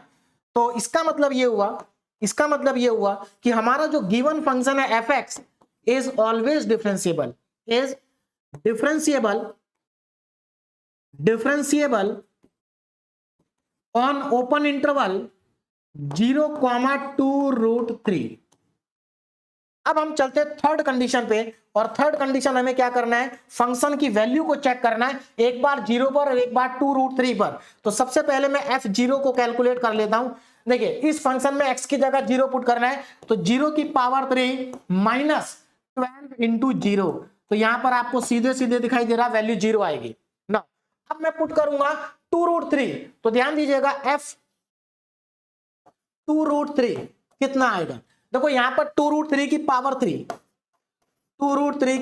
3 -12 इंटू 2√3, 12 इंटू 2√3 कितना आना चाहिए, ध्यान से देखो कितना आना चाहिए। देखो अगर आप इसका क्यूब करोगे तो इसका क्यूब आएगा, 2 का क्यूब आएगा 8, और √3 को अगर आप 3 बार लिखोगे तो 3√3 आ जाएगा। इसका मतलब इसको सिंप्लीफाई करके 24√3 आ रहा है, 24√3। इसको देखो 24√3, तो ये भी है। इसका मतलब दोनों कट गए, और दोनों कट गए तो वैल्यू क्या आ रही है, 0 आ रही है। बोलो बात समझ में आ गई। तो यहां पर वैल्यू क्या आ गई 0। तो अब इसका मतलब ये हुआ कि दोनों वैल्यू सेम है। तो this implies that 0 is equal to f of 2√3। f of 2√3। मैं देखिए आपको ज्यादा से ज्यादा क्वेश्चन इसलिए करा रहा हूं क्योंकि क्वेश्चन करने के जो स्टेप है ना वो आपको एकदम अच्छे से समझ में आ जाएंगे कि आपको करना क्या है। दोनों बराबर हो गए, और अगर दोनों बराबर हो गए तो हमारी तीनों कंडीशन हो गई सेटिस्फाइड। दस all the conditions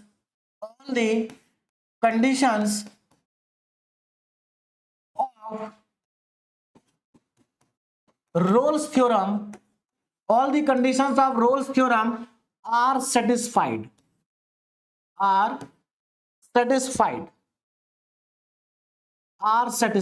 Rolle's theorem की सारी कंडीशंस क्या हो गई? सेटिस्फाई हो गई। और अगर Rolle's theorem की सारी कंडीशन सेटिस्फाई हो जाती हैं तो हम कह सकते हैं so there exists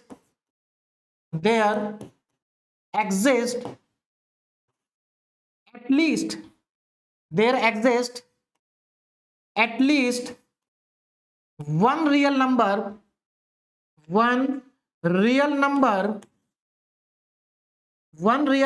C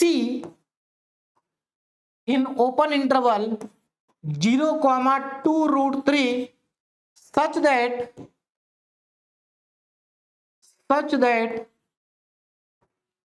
f dash c equal to 0। और f dash c equal to 0 का मतलब है कि आपको इस फंक्शन में x की जगह c पुट करना है, तो ये आ जाएगा 3c² -12 इक्वल टू में 0। और यहां से आएगा आपके पास c² इज इक्वल टू में 4। c² इक्वल टू में 4। चलिए मैं यहीं पर लिख देता हूं आंसर।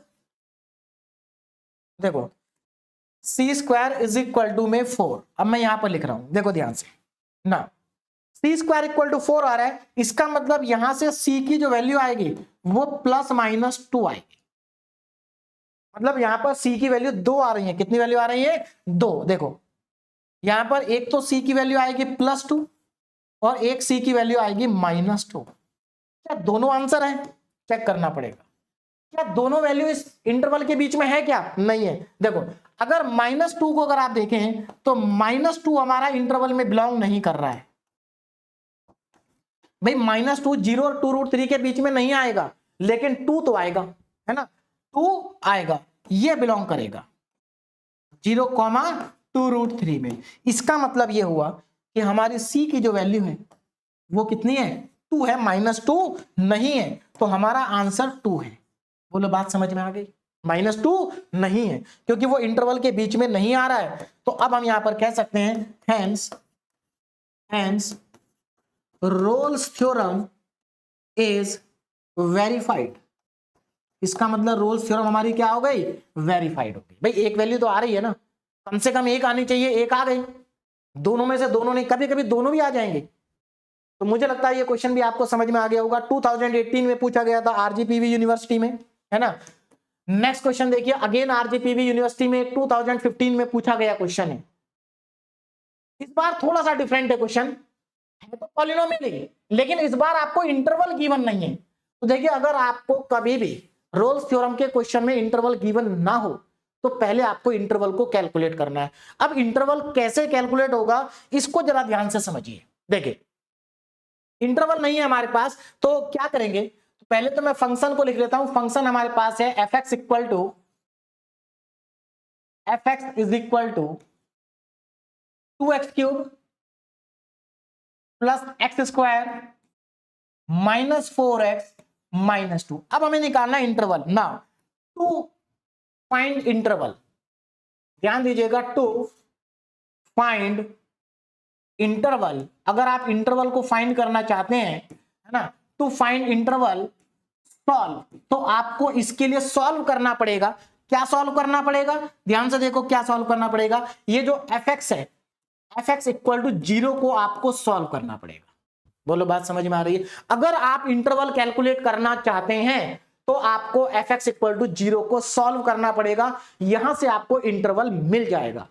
तो fx इक्वल टू 0 का मतलब क्या है कि आप इस एक्सप्रेशन को 0 के इक्वल पुट कर दीजिए। तो हमारे पास एक्सप्रेशन है 2x³ plus X square minus 4x minus 2 equal to में 0।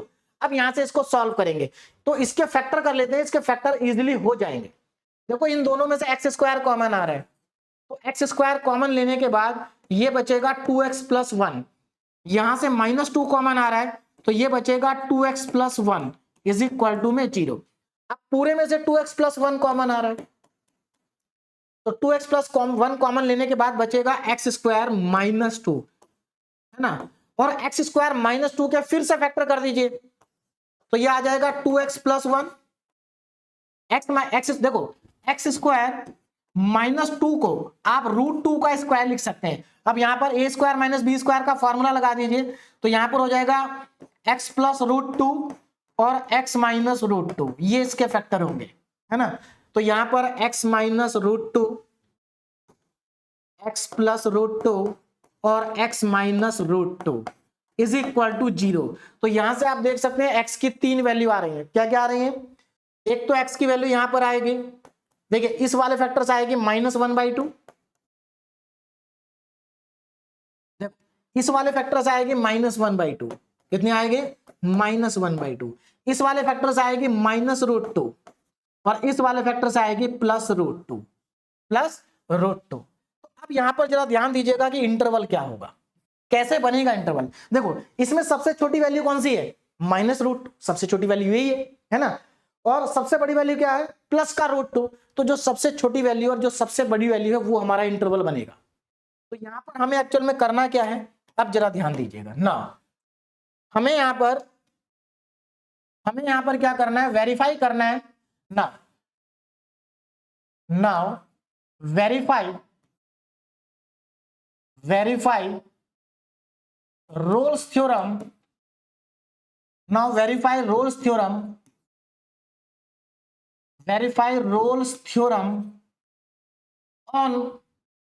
on close interval -√2, +√2।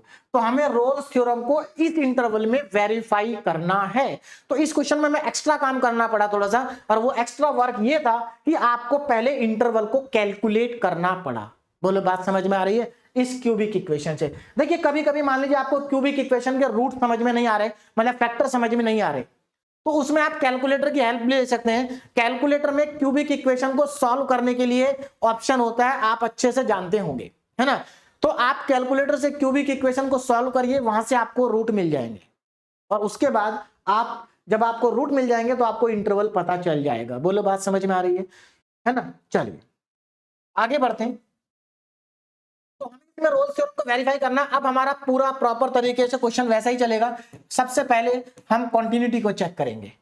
तो अब क्योंकि आपका जो गिवन फंक्शन है वो एक पॉलिनोमियल है, तो आप यहां पर लिखेंगे since fx is a polynomial function. fx क्या है? एक पॉलिनोमियल फंक्शन है, और अगर fx एक पॉलिनोमियल फंक्शन है तो इसका मतलब ये है कि जो fx है वो कॉन्टिन्यूअस है। fx is continuous on close interval, और क्लोज इंटरवल आपको क्या दिया है? -√2, प्लस में √2। बोलो बात समझ में आ गई। दूसरी कंडीशन, सेकंड पर चलते हैं ना। अब हमें सेकंड के लिए एक बार डिफरेंशिएशन करना पड़ेगा, fx का f' निकालना पड़ेगा, तो कर देते हैं इसका। देखो 3 मल्टीप्लाई में आएगा तो 3 2 6, मतलब 6x² बनेगा, प्लस 2x बनेगा, और -4 आ जाएगा, और बाकी 2 का हो जाएगा 0। अब इस फंक्शन को जरा ध्यान से देखो, क्या ये फंक्शन -√2 और +√2 के बीच में किसी भी वैल्यू पर इनफाइनाइट होगा क्या? कभी नहीं होगा, फाइनाइट रहेगा। तो इसका मतलब ये हुआ since f' is finite for all x belongs to open interval -√2 plus √2, सबके लिए क्या है? एग्जिस्ट करेगा। सिंस f' is finite, चलिए मैं एग्जिस्ट ही लिख देता हूं, सेम लैंग्वेज रहेगी सब जगह। Since f' is exist for all x, ठीक है ना, इसका मतलब ये हुआ, दिस इंप्लाइज दैट जो हमारा गिवन फंक्शन है F x is differentiable on open interval -√2 comma +√2। इसका मतलब ये डिफरेंशिएबल है। तो तीनों कंडीशंस क्या हो गई, सॉरी अभी दो ही हुई है, तीसरी को भी निकालते हैं। तो तीसरे में आपको क्या करना है, सबसे पहले आपको f(√2) निकालना है, f(-√2), f(-√2) की वैल्यू निकालनी है। तो चलिए कैलकुलेट करते हैं। देखो f' कहां है आपके पास, सॉरी f(-√2), यहां पर आप -√2 को क्या करेंगे, सब्स्टिट्यूट करेंगे और देखेंगे कितनी वैल्यू आ रही है। तो ध्यान दें जरा, देखो 2 इंटू -√2 की पावर 3, उसके बाद प्लस -√2 की पावर 2, यहां से आएगा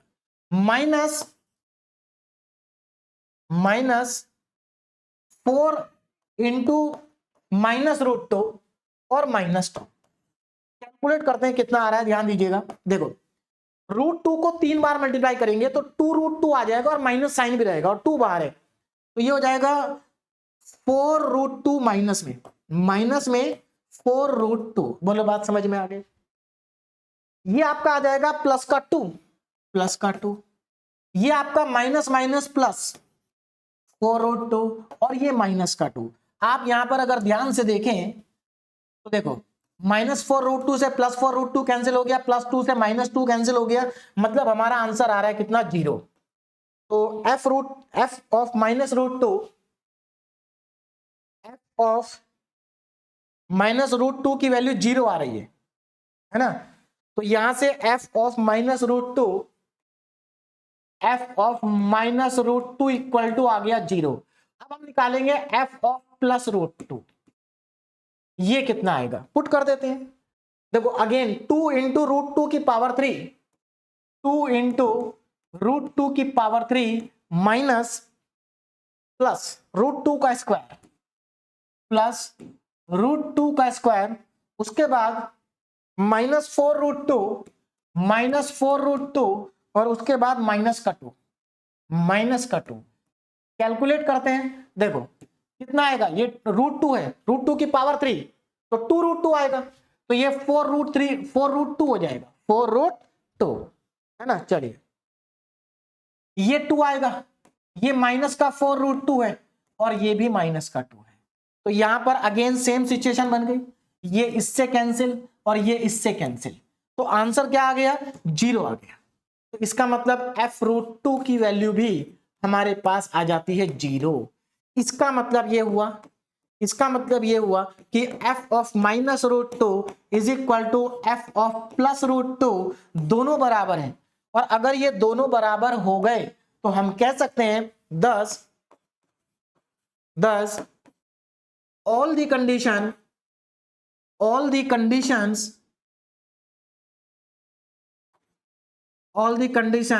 of Rolle's theorem are satisfied। Rolle's theorem की सभी कंडीशंस क्या हो गई, सेटिस्फाई हो गई। और अगर रोल्स थ्योरम की सारी कंडीशंस सेटिस्फाई हो जाती हैं तो हम कह सकते हैं so there exist at least one real number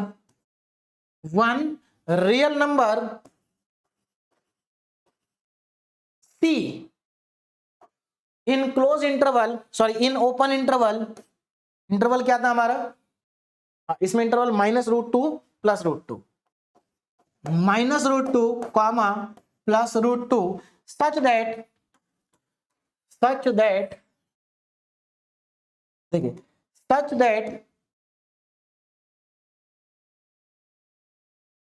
that f' equal to में 0, इक्वल टू में 0। अब यहां पर f' को देखना पड़ेगा क्या है, f' ये रहा, इसमें c x की जगह c पुट करो और 0 आ जाएगा। 6c² + 2c और क्या है 2c माइनस 4 इक्वल टू में 0, -4 इक्वल टू में 0। अब ये हमारे पास एक क्वाड्रेटिक इक्वेशन आ गई। यहां से आपको c की वैल्यू चाहिए, इसमें से c की वैल्यू चाहिए, तो आप एक काम कर सकते हैं, या तो इसके फैक्टर कर लीजिए, और नहीं करना चाहते तो कैलकुलेटर में आपको मॉड का बटन प्रेस करना है और इक्वेशन को सेलेक्ट करना है और डिग्री लेनी है आपको 2। तो यहां से आपसे a की वैल्यू पूछेगा कैलकुलेटर, तो a की वैल्यू कितनी है? देखो जो c स्क्वायर का कोफिशिएंट है वो a होता है, तो ये हमारे पास है 6। फिर b की वैल्यू कितनी है? c का जो कोफिशिएंट है वो b है, तो यहां पर ये हो गया 2, और फिर c की वैल्यू कितनी है? -4। और उसके बाद आप इक्वल का बटन प्रेस करेंगे तो आपको यहां पर पहली वैल्यू मिलेगी 0.66, इसका मतलब 2/3, फ्रैक्शन में 2/3। और दूसरी वैल्यू आपके पास आ रही है -1। तो यहां से c की दो वैल्यू आ रही है, एक -1 और दूसरा 2/3। तो आप यूजिंग कैलकुलेटर इसको सॉल्व कर सकते हैं, बाकी आप फैक्टर भी कर सकते हैं, बहुत सिंपल से फैक्टर है ना, बहुत ही सिंपल से फैक्टर है। चलिए, तो अब हमें यहां पर देखना है क्या ये दोनों वैल्यू हमारे इंटरवल में बिलोंग करती हैं। हमारा इंटरवल कहां से कहां तक है? -2 से +2√2 है। देखो -√2 मतलब माइनस में 1.43, माइनस में 1.43, और +√2 का मतलब प्लस में 1.43। तो अब आप ध्यान से देखो, क्या ये दोनों वैल्यू इनके बीच में है? चेक करते हैं। देखो -1 तो इसके बीच में आएगा, और 2/3 मतलब 0.66 ये भी बीच में आएगा। इसका मतलब यहां पर दोनों की दोनों वैल्यू हमारे इंटरवल को क्या कर रही है? बिलोंग कर रही है। बोलो बात समझ में आ रही है? ये दोनों ही वैल्यू हमारे इंटरवल को बिलोंग कर रही है, -√2, √2, और यही हमारा क्या होगा? फाइनल आंसर भी होगा। अब हम इसके बाद कह सकते हैं hence Rolle's theorem is verified, hence Rolle's theorem is verified। तो हमारी जो रोल्स थ्योरम है वो भी क्या हो गई? वेरीफाइड हो गई। तो यहां पर आपने देखा, हमने अभी तक 4 क्वेश्चन सॉल्व किए, चारों के चारों क्वेश्चन में आपको पॉलिनोमियल गिवन थी, और चारों क्वेश्चन आरजीपीवी यूनिवर्सिटी में आ चुके हैं, है ना। इस क्वेश्चन में थोड़ा सा वेरिएशन था कि इंटरवल गिवन नहीं था, तो कोई प्रॉब्लम नहीं। अगर इंटरवल गिवन नहीं होगा तो पहले इंटरवल को कैलकुलेट करेंगे, कैसे? फंक्शन को 0 के बराबर पुट कर देंगे, सॉल्व करेंगे, इंटरवल मिल जाएगा। और उसके बाद सेम क्वेश्चन आप देखिए, पॉलिनोमियल के ही सारे क्वेश्चन आरजीपीवी यूनिवर्सिटी में पूछे जाते हैं। इसलिए देखो, पॉलिनोमियल के आपको मैंने 3 क्वेश्चन डीपीपी में दिए, क्योंकि सारे क्वेश्चन एक ही जैसे। अब कितने मैं आपको सॉल्व कराऊंगा? 4 आपको सॉल्व करा चुका हूं, तो 4 आप ये अपने आप करेंगे। देखो ये भी पॉलिनोमियल है, -1 से 1 के बीच में चेक करना है, 2018 में ये क्वेश्चन आ चुका है। अगेन पॉलिनोमियल है, 2019 में आ चुका है, -3 और 4 के बीच में चेक करना है। फिर उसके बाद ये भी अगेन देखो, ये भी पॉलिनोमियल है, बात अलग है एग्जाम में नहीं आया, लेकिन again it is a polynomial. क्यों? क्योंकि यहां पर आप देखोगे तो m और n क्या है? इंटीजर्स हैं। तो अगर m और n इंटीजर्स हैं, तो अगर आप इनको बाइनोमियल थ्योरम से एक्सपेंड करके ओपन करेंगे तो पॉलिनोमियल ही बनेगा, लेकिन आपको एक्सपेंड नहीं करना, आपको सीधे लिखना कि ये पॉलिनोमियल है, और अगर पॉलिनोमियल है तो कॉन्टिन्यूअस होगा। उसके बाद आप इसका डिफरेंशिएशन कर देंगे, डिफरेंशिएशन आप प्रोडक्ट रूल लगा के कर देना, है ना। प्रोडक्ट रूल लगा के आप इसका डिफरेंशिएशन कर देंगे तो ये डिफरेंशिएबल भी आएगा, डायरेक्ट लिख देंगे डिफरेंशिएबल है, क्योंकि फाइनाइट वैल्यू आएगी। बात समझ में आ रही है? और लास्ट क्वेश्चन भी पॉलिनोमियल का है, इसमें आपको इंटरवल अपने आप निकालना है, जैसे मैंने अभी किया। तो ये क्वेश्चन आप अपने आप ट्राई करेंगे। मैं आपको 2 और क्वेश्चन अभी कराने वाला हूं, और ये दोनों क्वेश्चन अब पॉलिनोमियल नहीं है पूरी तरीके से। जैसे आप इसमें देखो तो इसमें आपको पॉलिनोमियल भी दिखाई दे रही है, और इसमें आपको एक्सपोनेंशियल फंक्शन भी दिखाई दे रहा है। देखिए वो बात अलग है कि लास्ट 10 इयर्स में आरजीपीवी में केवल पॉलिनोमियल के क्वेश्चन आए हैं, लेकिन अब इसका मतलब ये नहीं है कि पॉलिनोमियल से अलग कुछ और आ नहीं सकता, आ तो सकता है। तो इसलिए जो स्टूडेंट केवल इंपॉर्टेंट करना चाहते हैं, तो वो केवल जितना मैंने अभी तक आपको कराया 4 क्वेश्चन उतना कर लें, उनके लिए सफिशिएंट है। बात समझ में आ रही? अगर क्वेश्चन पुराने ही ट्रेंड पे आता है तो इतना करने के बाद भी आप रोल्स थ्योरम का क्वेश्चन कर लेंगे। और जो स्टूडेंट पूरा पढ़ना चाहते हैं कि क्वेश्चन चाहे कहीं से भी आ जाए, कितना भी पेपर टफ आ जाए, मैं तो क्वेश्चन करके आऊंगा, तो फिर वो आगे भी पढ़े जो मैं पढ़ाने वाला हूं, क्योंकि ये सब रोल्स थ्योरम के अंदर आता है। देखिए देखिए यहां पर आपको फंक्शन में पॉलिनोमियल और एक्सपोनेंशियल फंक्शन दोनों दिए हैं, तो पहले मैं फंक्शन को लिख लेता हूं। fx इज इक्वल, देखिए ऐसा नहीं कि क्वेश्चन बदल जाएंगे, क्वेश्चन करने का तरीका ऑलमोस्ट सेम रहेगा। और मैं तो आपको कह रहा हूं कि अगर आपने 4 क्वेश्चन कर लेना तो आप इसको भी कर सकते हैं अपने आप। fx equal to x into X plus 3 E की पावर में माइनस एक्स बाई 2, ये हमारा गिवन फंक्शन है।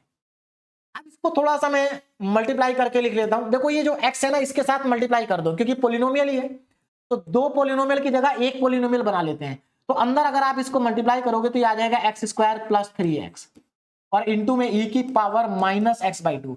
देखो यहां पर क्या हो रहा था ना, 3 फंक्शन हो रहे थे, अब एक ही 2 ही फंक्शन है।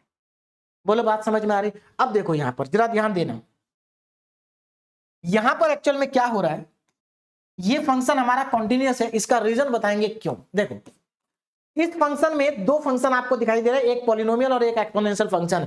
मैं आपको स्टार्टिंग में बता चुका हूं कि पॉलिनोमियल भी कॉन्टिन्यूअस होता है और एक्सपोनेंशियल भी कॉन्टिन्यूअस होता है। तो हम यहां पर लिखेंगे since,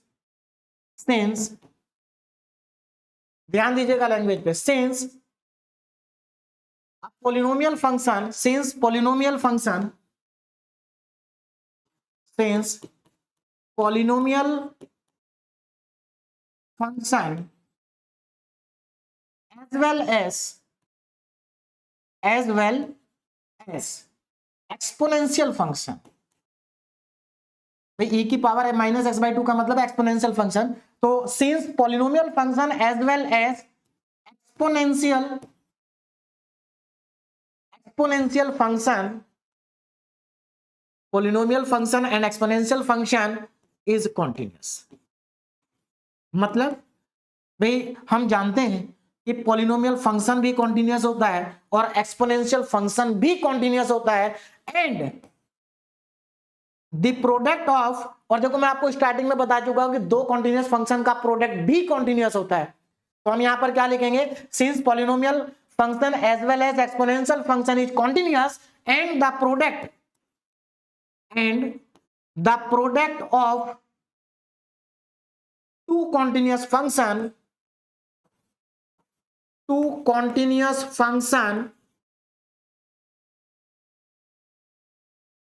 and the product of 2 continuous function is continuous। भाई 2 continuous function का प्रोडक्ट भी क्या होता है, कॉन्टिन्यूअस होता है। बस हो गया काम खत्म। भाई हमें पता चल गया कि 2 continuous function का प्रोडक्ट भी क्या होता है, कॉन्टिन्यूअस होता है।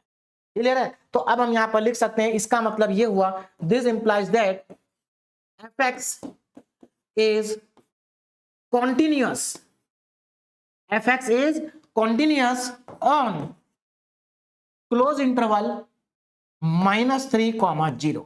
और देखो आप डायरेक्ट भी चेक कर सकते हो, -3 से 0 तक ये फंक्शन कभी भी इनफाइनाइट नहीं होगा, कभी भी इनफाइनाइट नहीं होगा, फाइनाइट रहेगा।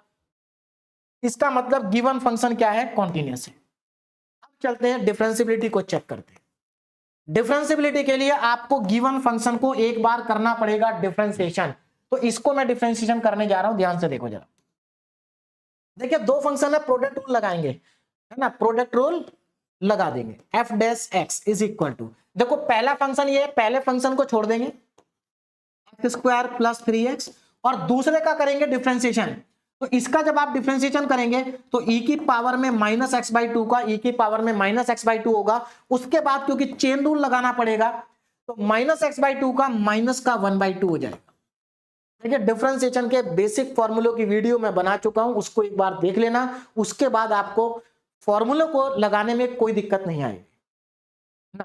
तो देखिए हमने पहला फंक्शन छोड़ दिया, दूसरे का कर दिया डिफरेंशिएशन। ना अब हम दूसरे को छोड़ेंगे और पहले का करेंगे। तो दूसरा है e की पावर में माइनस एक्स बाई 2, इसको छोड़ दिया, और दूसरा ये है, इसका करेंगे तो एक्स स्क्वायर का 2x और प्लस में 3 आ जाएगा। ये हमारा डिफरेंशिएशन हो गया। अब थोड़ा सा इसको सिंप्लीफाई कर लेते हैं, इसमें से e की पावर माइनस एक्स बाई 2 को कॉमन ले लेते हैं।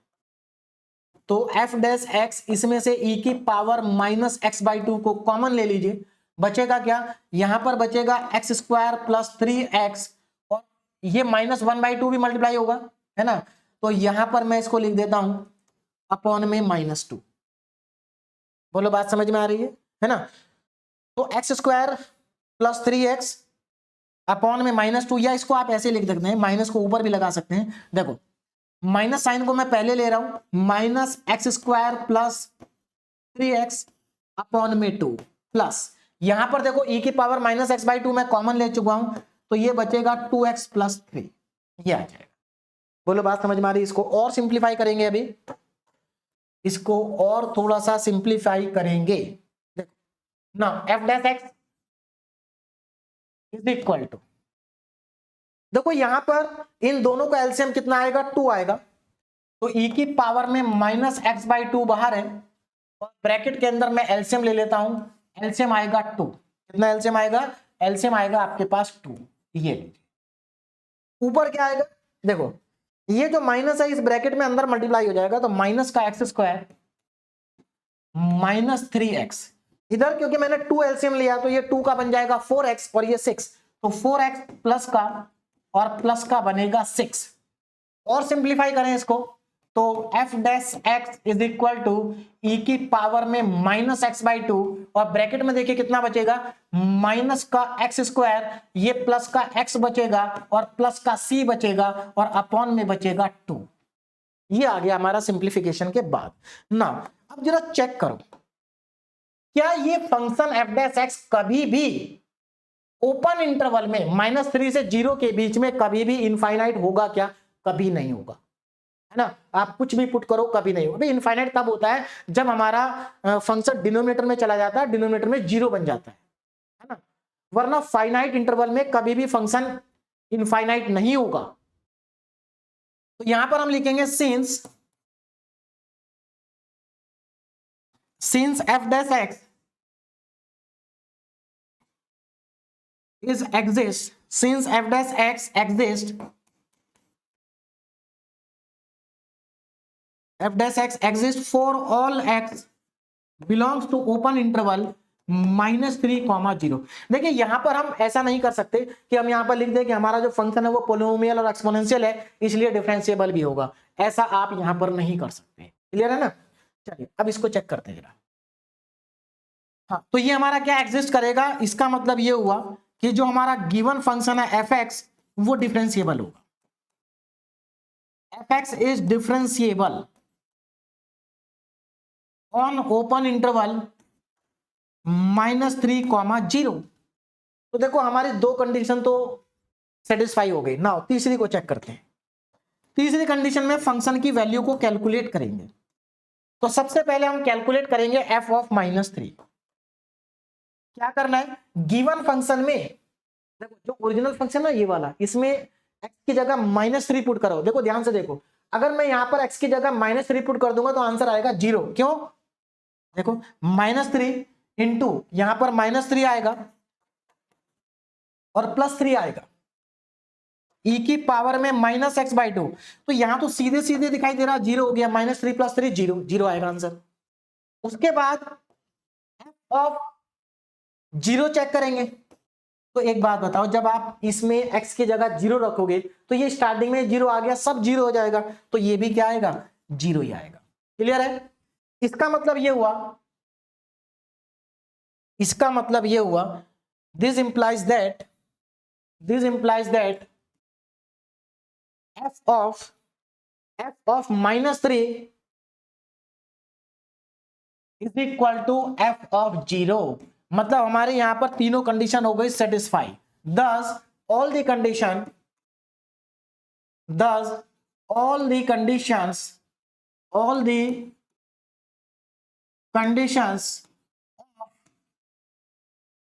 Rolle's theorem, all the conditions of Rolle's theorem satisfied. Rolle's theorem की सारी कंडीशंस क्या हो गई, सेटिस्फाई हो गई। और अगर रोल्स थ्योरम की सारी कंडीशन सेटिस्फाई हो जाती हैं तो रोल्स थ्योरम एप्लीकेबल है। और अगर रोल्स थ्योरम एप्लीकेबल है तो so there exist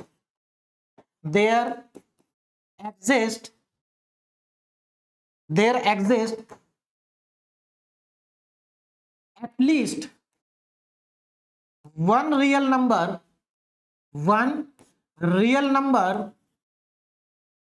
C, in open interval -3, 0। एक रियल नंबर एग्जिस्ट करेगा -3 और 0 के बीच में, such that f dash c equal to 0, such that f dash c equal to में 0। चलिए f डैश c देखते हैं जरा, f डैश x कहां पर है, ये रहा f डैश x, इसमें x की जगह c पुट करना है, तो e की पावर -c/2 हो जाएगा।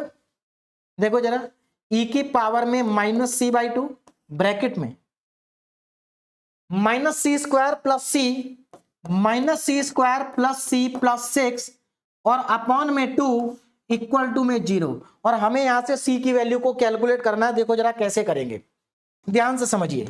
देखो यहां पर दिया क्या है आपको, अगर आप ध्यान से देखें तो यहां पर ये दो फैक्टर हैं, एक e की पावर -c/2 और एक ये, और इन दोनों का प्रोडक्ट 0 है। आप अच्छे से जानते हैं कि अगर दो नंबर का प्रोडक्ट 0 है तो उन दो में से एक 100% 0 होगा कम से कम। तो अब सवाल ये आता है कि ये वाला 0 होगा कि ये वाला 0 होगा, कैसे पता चलेगा कौन सा 0 होगा? तो बहुत सिंपल सा लॉजिक है, e की पावर -c/2 कभी भी 0 नहीं हो सकता। देखो क्यों नहीं हो सकता, क्योंकि हम ओपन इंटरवल c की जो वैल्यू -3 से 0 के बीच में है, और यहां पर आप c की जगह पर -3 से 0 के बीच में कोई भी नंबर रख दो, इसकी वैल्यू कभी भी 0 नहीं आएगी। देखो इसकी वैल्यू 0 कब आएगी मैं बताता हूं, इसकी वैल्यू 0 तब आएगी जब c की वैल्यू इनफाइनाइट होगी। तो एक बात बताओ, क्या इनफाइनाइट इस इंटरवल में आता है क्या? नहीं आता ना। तो इस इंटरवल के लिए इसकी वैल्यू कभी भी 0 नहीं हो सकती। बात समझ में आ गई? और अगर इसकी 0 नहीं हो सकती तो फिर इसकी 0 होगी। तो यहां पर आप लिख सकते हैं e की power -c/2 is not equal to 0। ये कभी भी 0 नहीं होगा, और अगर ये 0 नहीं होगा तो इसका मतलब ये हुआ कि ये वाला फैक्टर 0 होगा। -c² plus c plus 6 upon में 2 इक्वल टू में 0, और ये 2 0 के साथ मल्टीप्लाई होके हो जाएगा 0, तो ये आएगा -c² plus c plus 6 equal to में 0। अगेन एक क्वाड्रेटिक इक्वेशन बन गई। आप चाहें तो इसके फैक्टर कर सकते हैं और आप चाहें तो कैलकुलेटर से निकाल सकते हैं। तो मैं कैलकुलेटर से निकाल रहा हूं, आप भी कैलकुलेटर से ही निकालना। तो इक्वेशन और डिग्री कितनी है इसकी, 2 डिग्री है, तो 2 डिग्री सेलेक्ट करेंगे। ए की वैल्यू पूछा जा रहा है, ए की वैल्यू -1 है, बी की वैल्यू भी +1 है, सी की वैल्यू 6 है, सी की वैल्यू क्या है 6 है। तो आंसर आ गया -2 और 3। इसका मतलब यहां से c की वैल्यू एक -2 आ रही है और एक c की वैल्यू आ रही है यहां पर +3। क्या दोनों वैल्यू हमारे इंटरवल को बिलोंग करती हैं क्या? चेक करते हैं।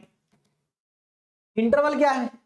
इंटरवल है हमारा -3 से 0 के बीच में। देखो सीधी सी बात है, -3 और 0 के बीच में +3 तो नहीं आएगा। इसका मतलब ये हुआ ये वैल्यू हमारे इंटरवल को बिलोंग नहीं कर रही है, और ये वैल्यू हमारे इंटरवल को क्या कर रही है, बिलोंग कर रही है। हमारा इंटरवल -3 से 0 के बीच में, तो -2 बीच में आएगा। इसका मतलब c की जो वैल्यू है वो -2 है। c की वैल्यू क्या है, -2। तो इंटरवल के बीच में एक वैल्यू बिलोंग करके सफिशिएंट है। अब हम यहां पर कह सकते हैं hence Rolle's theorem is verified. Rolle's theorem हमारी यहां पर क्या हो गई, वेरीफाइड हो गई। बोलो बात समझ में आ गई? अब एक और लास्ट क्वेश्चन कर लेते हैं। तो मुझे लगता है ये क्वेश्चन आपको समझ में आ गया होगा। देखिए रोल्स थ्योरम के जितने भी क्वेश्चन है सारे सिंपल हैं और सब एक जैसे हैं। अगर आप ज्यादा से ज्यादा क्वेश्चन रोल्स थ्योरम के करेंगे तो आपके बहुत सारे कॉन्सेप्ट क्लियर होंगे जो आपको आगे चल के भी हेल्प करेंगे। नाउ आज का लास्ट क्वेश्चन हम कर लेते हैं रोल्स थ्योरम का। देखिए इसके बाद जो नेक्स्ट लेक्चर होगा उसमें मैं रोल्स थ्योरम के ही क्वेश्चन आपको कराऊंगा। उसमें मैं आपको ऐसे क्वेश्चन कराऊंगा जहां पर रोल्स थ्योरम वेरीफाई नहीं होती है। अभी बहुत सारे स्टूडेंट ये सोच रहे होंगे क्या सर रोल्स थ्योरम हमेशा वेरीफाई होती है? तो ऐसा नहीं है। नेक्स्ट लेक्चर में मैं आपको ऐसे क्वेश्चन कराऊंगा जहां पर रोल्स थ्योरम वेरीफाई नहीं होगी। तो अगर आप रोल्स थ्योरम को पूरा समझना चाहते हैं, है ना, बहुत अच्छे से अगर आप रोल्स थ्योरम को पढ़ना चाहते हैं तो आपको नेक्स्ट लेक्चर भी अच्छे से देखना है। और अगर आप केवल इंपॉर्टेंट पढ़ना चाहते हैं तो इसी लेक्चर से आपका काम चल जाएगा। ध्यान दीजिएगा ना, वेरीफाई रोल्स थ्योरम। अब आपको यहां पर देखो फंक्शन दे रखा है और इस बार आपको पोलिनोमियल है ही नहीं, है ना। चलिए तो आपके पास जो गिवन फंक्शन है वो f(x) है और ये एफ एक्स ई की पावर एक्स और साइन एक्स का मल्टीप्लीकेशन है, यानी कि एक फंक्शन एक्सपोनेंशियल है और एक फंक्शन साइन एक्स है। और हम पहले ही पढ़ चुके हैं कि एक्सपोनेंशियल फंक्शन और साइन एक्स का जो फंक्शन होता है, साइन फंक्शन, ये हमेशा कॉन्टिन्यूअस होते हैं। तो आप यहां पर क्या लिखेंगे, लैंग्वेज देखिए, लैंग्वेज भी सेम रहेगी हमारी जो हमने लास्ट क्वेश्चन में लिखी थी। Since exponential function as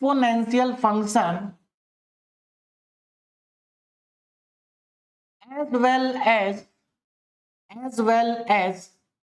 sin function, देखिए since exponential function as well as sin function is continuous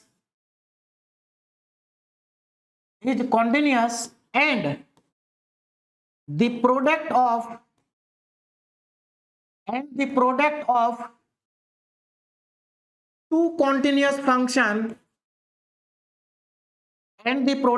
two continuous function is continuous। सीधी सी बात है, एक्सपोनेंशियल फंक्शन भी कॉन्टिन्यूअस, साइन फंक्शन भी कॉन्टिन्यूअस, और दो कॉन्टिन्यूअस फंक्शन का प्रोडक्ट हमेशा कॉन्टिन्यूअस। तो इसका मतलब ये हुआ कि हमारा जो गिवन फंक्शन है एफ एक्स वो कॉन्टिन्यूअस है, is continuous on close interval 0 to पाई। इस बार इंटरवल आपको क्या दिया है, 0 से पाई दिया है, 0 to पाई। तो पहली कंडीशन हमारी सेटिस्फाई होगी। नाउ दूसरी कंडीशन पर चलते हैं, डिफरेंशिएबिलिटी पर। तो डिफरेंशिएबिलिटी के लिए आपको इसको एक बार डिफरेंशिएट करना होगा। तो यहां पर हमें दिया है F x is equal to e की पावर में एक्स और साइन एक्स।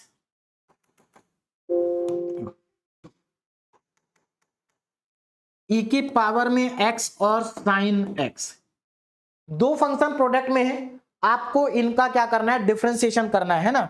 तो मैं डायरेक्ट डिफरेंशिएशन करके ही लिखता हूं, देखिए जरा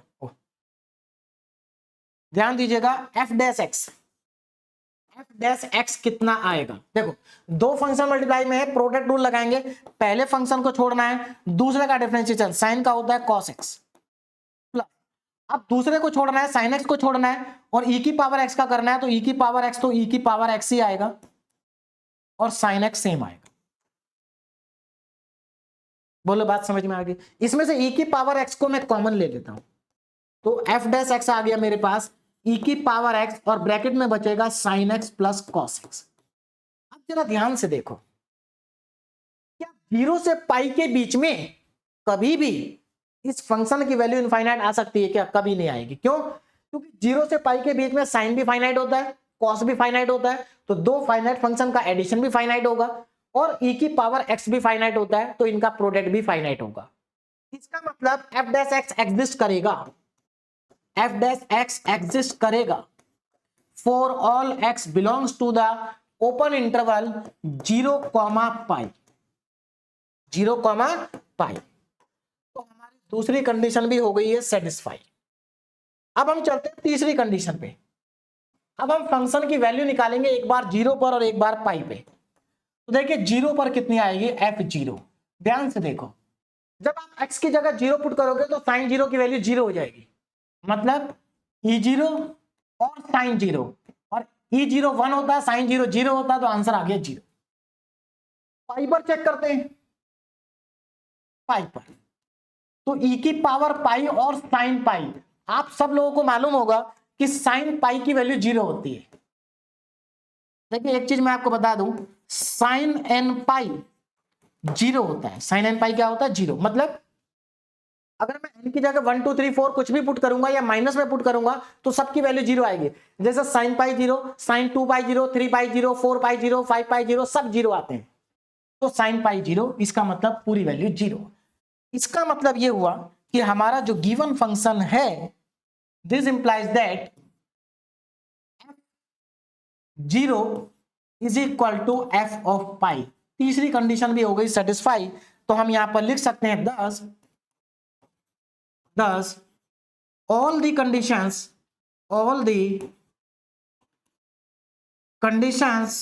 of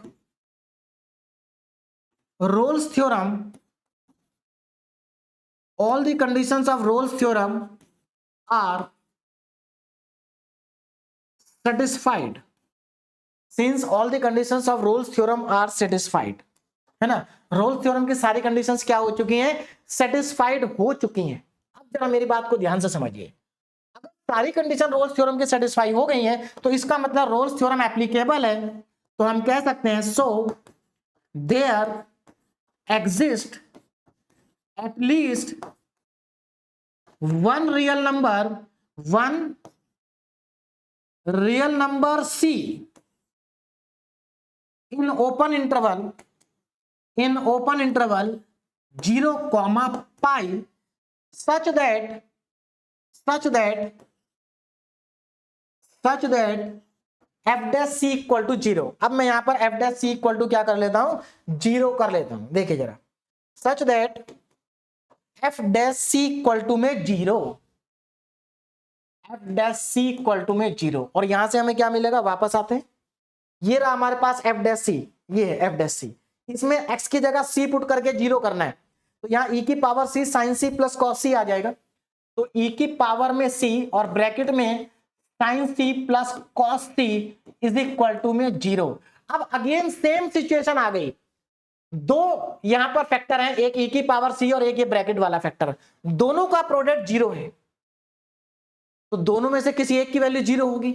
अब दोनों में से किसकी वैल्यू 0 होगी, अगेन सेम रहेगा, e की पावर c तो कभी 0 नहीं हो सकता, क्यों, क्योंकि c की वैल्यू 0 पाई के बीच में है। तो अगर आप c की जगह 0 से पाई के बीच में कुछ भी पुट करोगे तो ये हमेशा फाइनाइट वैल्यू आएगी, 0 कभी नहीं होगी। तो आप यहां पर लिख सकते हैं बट e की power c can not be 0। और अगर ये 0 नहीं है तो इसका मतलब ये है कि sin c plus cos c की वैल्यू क्या है, 0 है।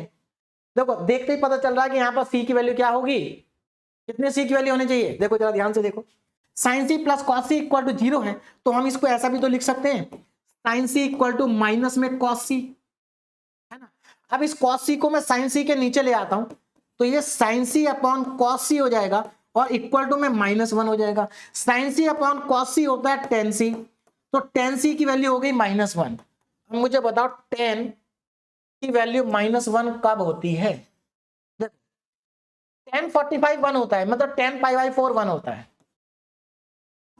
tan π/4 क्या होता है, 1 होता है। इसके बाद tan 3π/4 भी 1 होता है, tan π/4 1 होता है और tan 3π/4 -1 होता है, ये आपको मालूम होगा। tan की वैल्यू 3π/4 पर -1 होती है, तो इसका मतलब ये हुआ, यहां से ये बात कंफर्म हो गई कि c की वैल्यू 3π/4 है। और मुझे बताओ क्या 3π/4 हमारे इंटरवल को बिलोंग करता है क्या, बिल्कुल करता है। देखो 3π/4 का मतलब है 135 डिग्री, तो 135 डिग्री 0 और 180 डिग्री के बीच में ही आएगा, है ना। तो इसको क्या कर रहा है, ये बिलोंग कर रहा है, और अगर इसको ये बिलोंग कर रहा है तो इसका मतलब हमारे रोल्स थ्योरम वेरीफाई हो गई। तो hence Rolle's theorem is verified, hence Rolle's theorem is verified. Rolle's theorem क्या हो गई है, वेरीफाइड हो गई है। तो मुझे लगता है अब आपको ये क्वेश्चन समझ में आ गए होंगे। मैंने आपको रोल्स थ्योरम के 6 क्वेश्चन कराए, 4 पॉलिनोमियल के थे और बाकी के जो 2 थे वहां पर 2 फंक्शन का प्रोडक्ट था, और आपने देखा सिर्फ थोड़ी सी लैंग्वेज चेंज हुई, बाकी क्वेश्चन एग्जैक्टली सेम ही है, करने का तरीका सेम ही है। अगले लेक्चर में जो क्वेश्चन मैं आपको रोल्स थ्योरम के कराऊंगा वो क्वेश्चन भी सिमिलर तरीके से होंगे। हाँ, बस 2 क्वेश्चन मैं आपको ऐसे कराऊंगा जिसमें थोड़ा सा चेक करने का तरीका बदलेगा, जहां पर फंक्शन आपका 2 पार्ट में स्प्लिट करके दिया होगा, जहां पर आपको left hand limit right hand limit calculate करनी पड़ेगी, right hand derivative left hand derivative calculate करना पड़ेगा। बोलो बात समझ में आ रही है। तो अगर आप केवल इंपॉर्टेंट करना चाहते हैं तो इतना करने के बाद आपका काम चल जाएगा, लेकिन अगर आप सब कुछ पढ़ना चाहते हैं रोल्स थ्योरम में तो आप नेक्स्ट लेक्चर को कंप्लीट देखें और सारे क्वेश्चन को सॉल्व करें। तो अभी आप डीबीबी के क्वेश्चन सॉल्व करें। Okay, thank you very much.